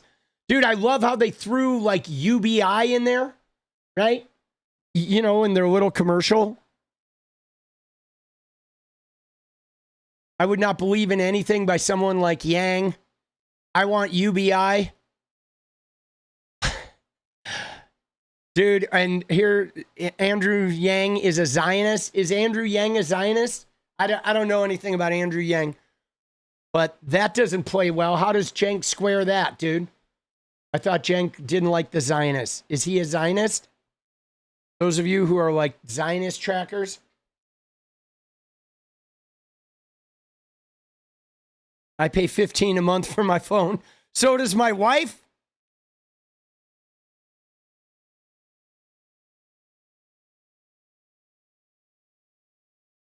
Dude, who are these comments, bro? Dude, glyphosate, make that pervert go away. I am done with this nonsense. Dude, right? Like, dude, who are these fucking, like, holy bot, bro? What are these comments, dude? You see this shit? It's fucking hilarious, bro. Glyphosate, make that pervert go away. Dude, Andrew, I have a small animal sanctuary. If you want, I can give you my address and you can send some money. Dude, what are these? They're hilarious, bro. Dude, maybe this is why I need 3 phones. This is the same guy, dude, who said Glyph remove the pervet's boy part and the drone. Like, what is this guy? You are so lucky everybody knows about the Epstein files. Dude, this I Heart Evil guy has left like 10 comments. Maybe this is why I need 3 phones, one for TYT vids to consently report the drones. Dude, the moment I go to Autumn's video, another drone, these morons. Dude, Epstein files. What the fuck, bro? Dude, not bot. Yeah, dude, this one, oh my God, there's more, dude. The drone still put feet or new person wants on the sex offender list. I like there needs to be a pedo list and a sex offender list. Glyph drones, remove them. I just got back up. No, new pervert came around. Remove their boy parts, dude. What is going on, dude? Glypho orange drone. Round up drones, remove them. I am done trying to get food. Dude, what are we witnessing? And here's one with like an Israeli thing that says, shut up, obsessed, channel propaganda. I'll make sure you and the resentful Anna and Senady Evans pay a heavy price for all your lies against Israel. You're full of evil and hatred. Like, dude, this comment section. Dude, they blew up our chat, bro. What is going on with this comment section, boss? Dude, this is the craziest shit. I don't normally go into, like, Cenk Uygur's comments, right? I don't really look at TYT's comments ever because I never watch TYT unless we're going in there on stream or whatever. But dude, are they always like this? Like, this is that is a lot of bots. Look at this. I Heart Evil is still going, bro. Right? I'm unable to work because of those perverts. I make those drones go away. Dude, like half of these comments, dude, there's 133 comments and like 30% of them are from this one account, dude. Wow, bro. This is crazy, dude. Yeah, this is nutty. Dude, I mean, I go through and try to like and connect with a lot of my comments. I don't have this kind of shit. Every once in a while, there was a while there where I would get tagged by these crypto bots that would come in and leave like 50. There was like a crypto called 𝗙𝗍𝗆 or something like that. Maybe it wasn't 𝗙𝗍. Maybe it was. It was with a K. There was some K named crypto that would come and leave like 40 comments all of a sudden. But I just banned the word, like the name of the crypto. And then once I banned that word, they fucking disappeared. But bro, this is wild, dude. So yeah, that shit is not really, that shit ain't really like winning the juice, dude. You know what I'm saying? Crazy how far they have fallen. All right. Not suspicious at all, guys. All right, guys. Dude, you ready? You ready for dance party? Dude, what a stream, bro. That was crazy. We didn't really get to any Candy O tonight, but that's all right. We'll get to Candy O tomorrow, right? We need her to reload her fucking weaponry against Erica Kirk. Because I tell you guys, like the Candy O, TPUSA, Erica Kirk train, I'm on that train. Okay? We're definitely on the Candy O, Erica Kirk train 100%. Because I still have a goal, dude, like to crush TPUSA. All right. And you know, I'm not gonna be scared off. All right. Let me just tell you guys, okay? Let me just tell you right now. I need to put this out there so everybody understands. Okay, when it comes to me and TPUSA and Erica Kirk, I will not be scared away by man hands, okay? I don't care if you have Danny DeVito fingers. I don't care how much right-wing evangelical biblical money you got behind you. I am not afraid. I am not afraid of man hands. I am not afraid of no tears, dude. Dude, she has no tears, bro. She doesn't. You know what she's wiping away with that thing? She's wiping away Bitcoin, guys. That's what it is. She's wiping Bitcoin that's leaking out her eyes. Wiping away the Bitcoin. I will not be deterred by man hands. Right? Dude, it is the Seinfeld episode, bro. Dude, I think her and Kid Rock they're gonna make a new music video together straight out of Trailer Park 2, dude. Right? Ball with the bang a dang Danny DeVito hands. Ball with the bang a Danny DeVito fingers, baby. Dude, let's go. Ball with the diddy, some diddy bitty. Dude, I can't remember how it goes, but oh shit. Dude, Jenny knows that shit. Dude, Jenny knows that. Ball with the dang a dang diddy bitty. Dude, you know, Kid Rock. Dude, straight out of Crafton. Oh shit, bro. Dude, she's got to wipe those Bitcoin tears, right? Dude, that account 𝗙𝗚𝗎𝗍 is not a bot. Dude, so that's really scary. Dude, 6, if that 𝗙𝗚𝗎𝗍 account is not a bot, that's an actual person, that's even more frightening. 𝗙𝗚𝗎𝗍 joined in 2012. Yeah, but so they maybe they bought the account or something, right? Oh shit, dude. So that's a real person? Oh fuck. Frightening. All right. Dude, not a bot. Dude, this shit is crazy. Like, what timeline are we living in, boss? Yeah, I know, Natalie, that the Tucker is crazy.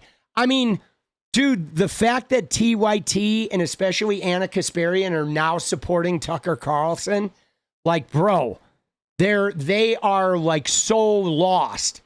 They are so lost, guys. I mean, how are they fucking supporting Tucker Carlson, bro? Right? How? Dude, there's no way. But all right, I got to go make some videos, guys. It's been a pleasure. Let's get ready for dance party.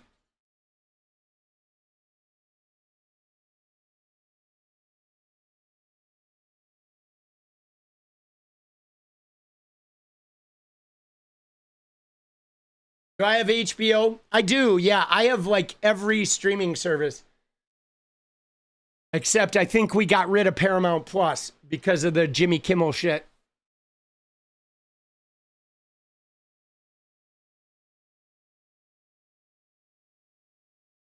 But yeah, we have HBO. Why? What's on HBO?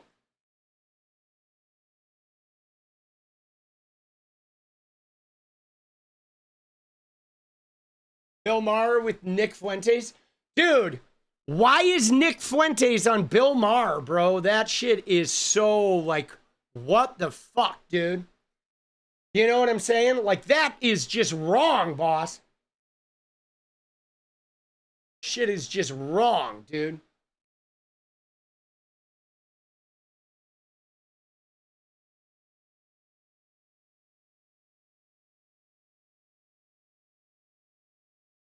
Oh, let's get the stretch on, baby. You guys ready? Are you ready? I'm ready.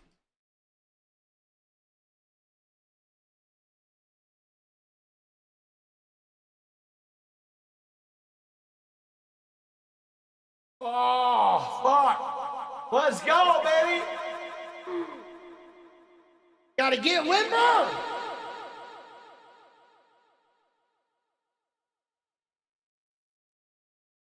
You ready?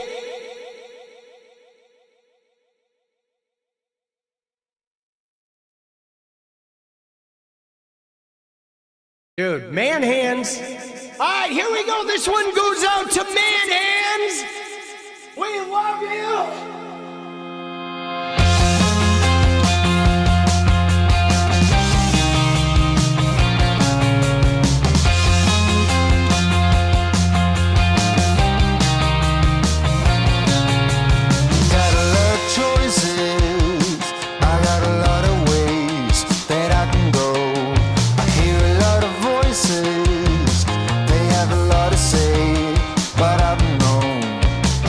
Been here before.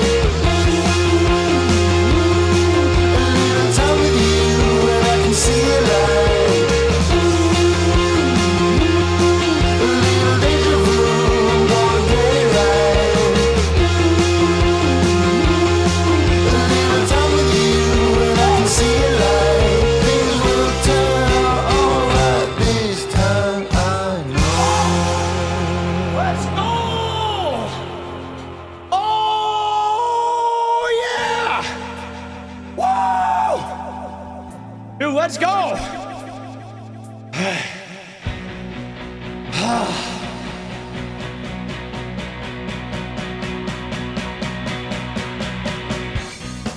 Can I make something good out of this?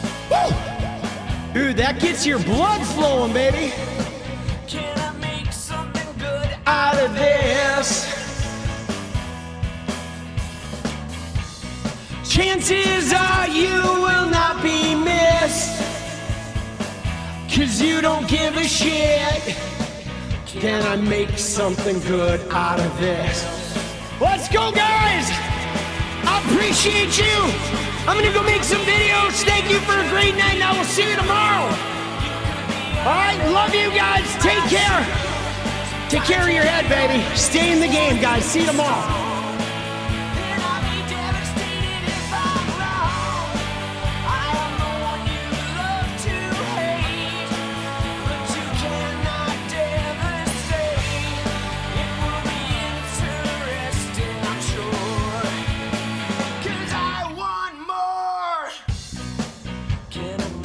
something good out of this? Can I pretend that something is missing? Chances are you will not be missed, 'cause you don't give a shit. Can I make something good out of this?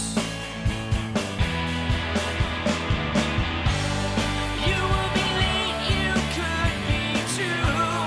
You could be underneath my shoe. Sometimes you're the only one who's strong, and I'll be devastated if I'm wrong. I am the one you love to hate, but you cannot devastate. It will be interesting, I'm sure, but I want more.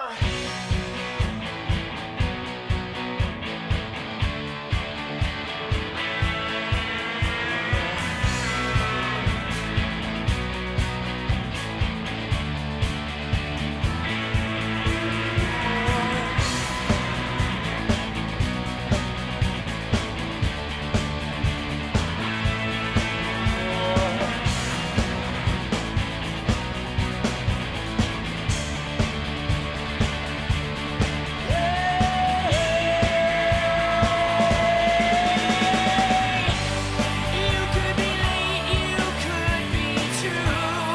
You could be underneath my shoe. Times you're the only one who's strong, and I'll be devastated if I'm wrong. I am the one you love to hate, but you cannot devastate. It will be interesting, I'm sure, 'cause I want more. I want more from you, yeah, more. I want more. I want more. I want more from you, yeah, more. I want more. I want more. I want more from you, yeah, more. I want more. I want more. I want more from you, yeah, more.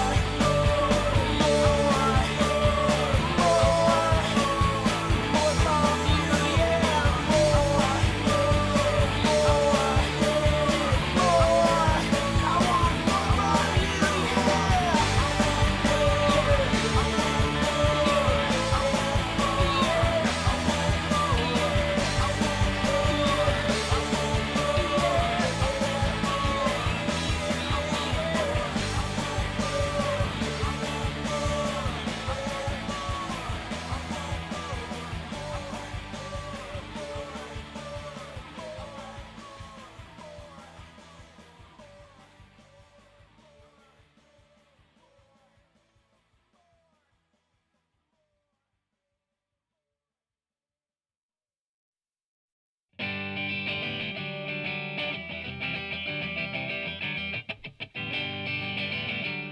freedom.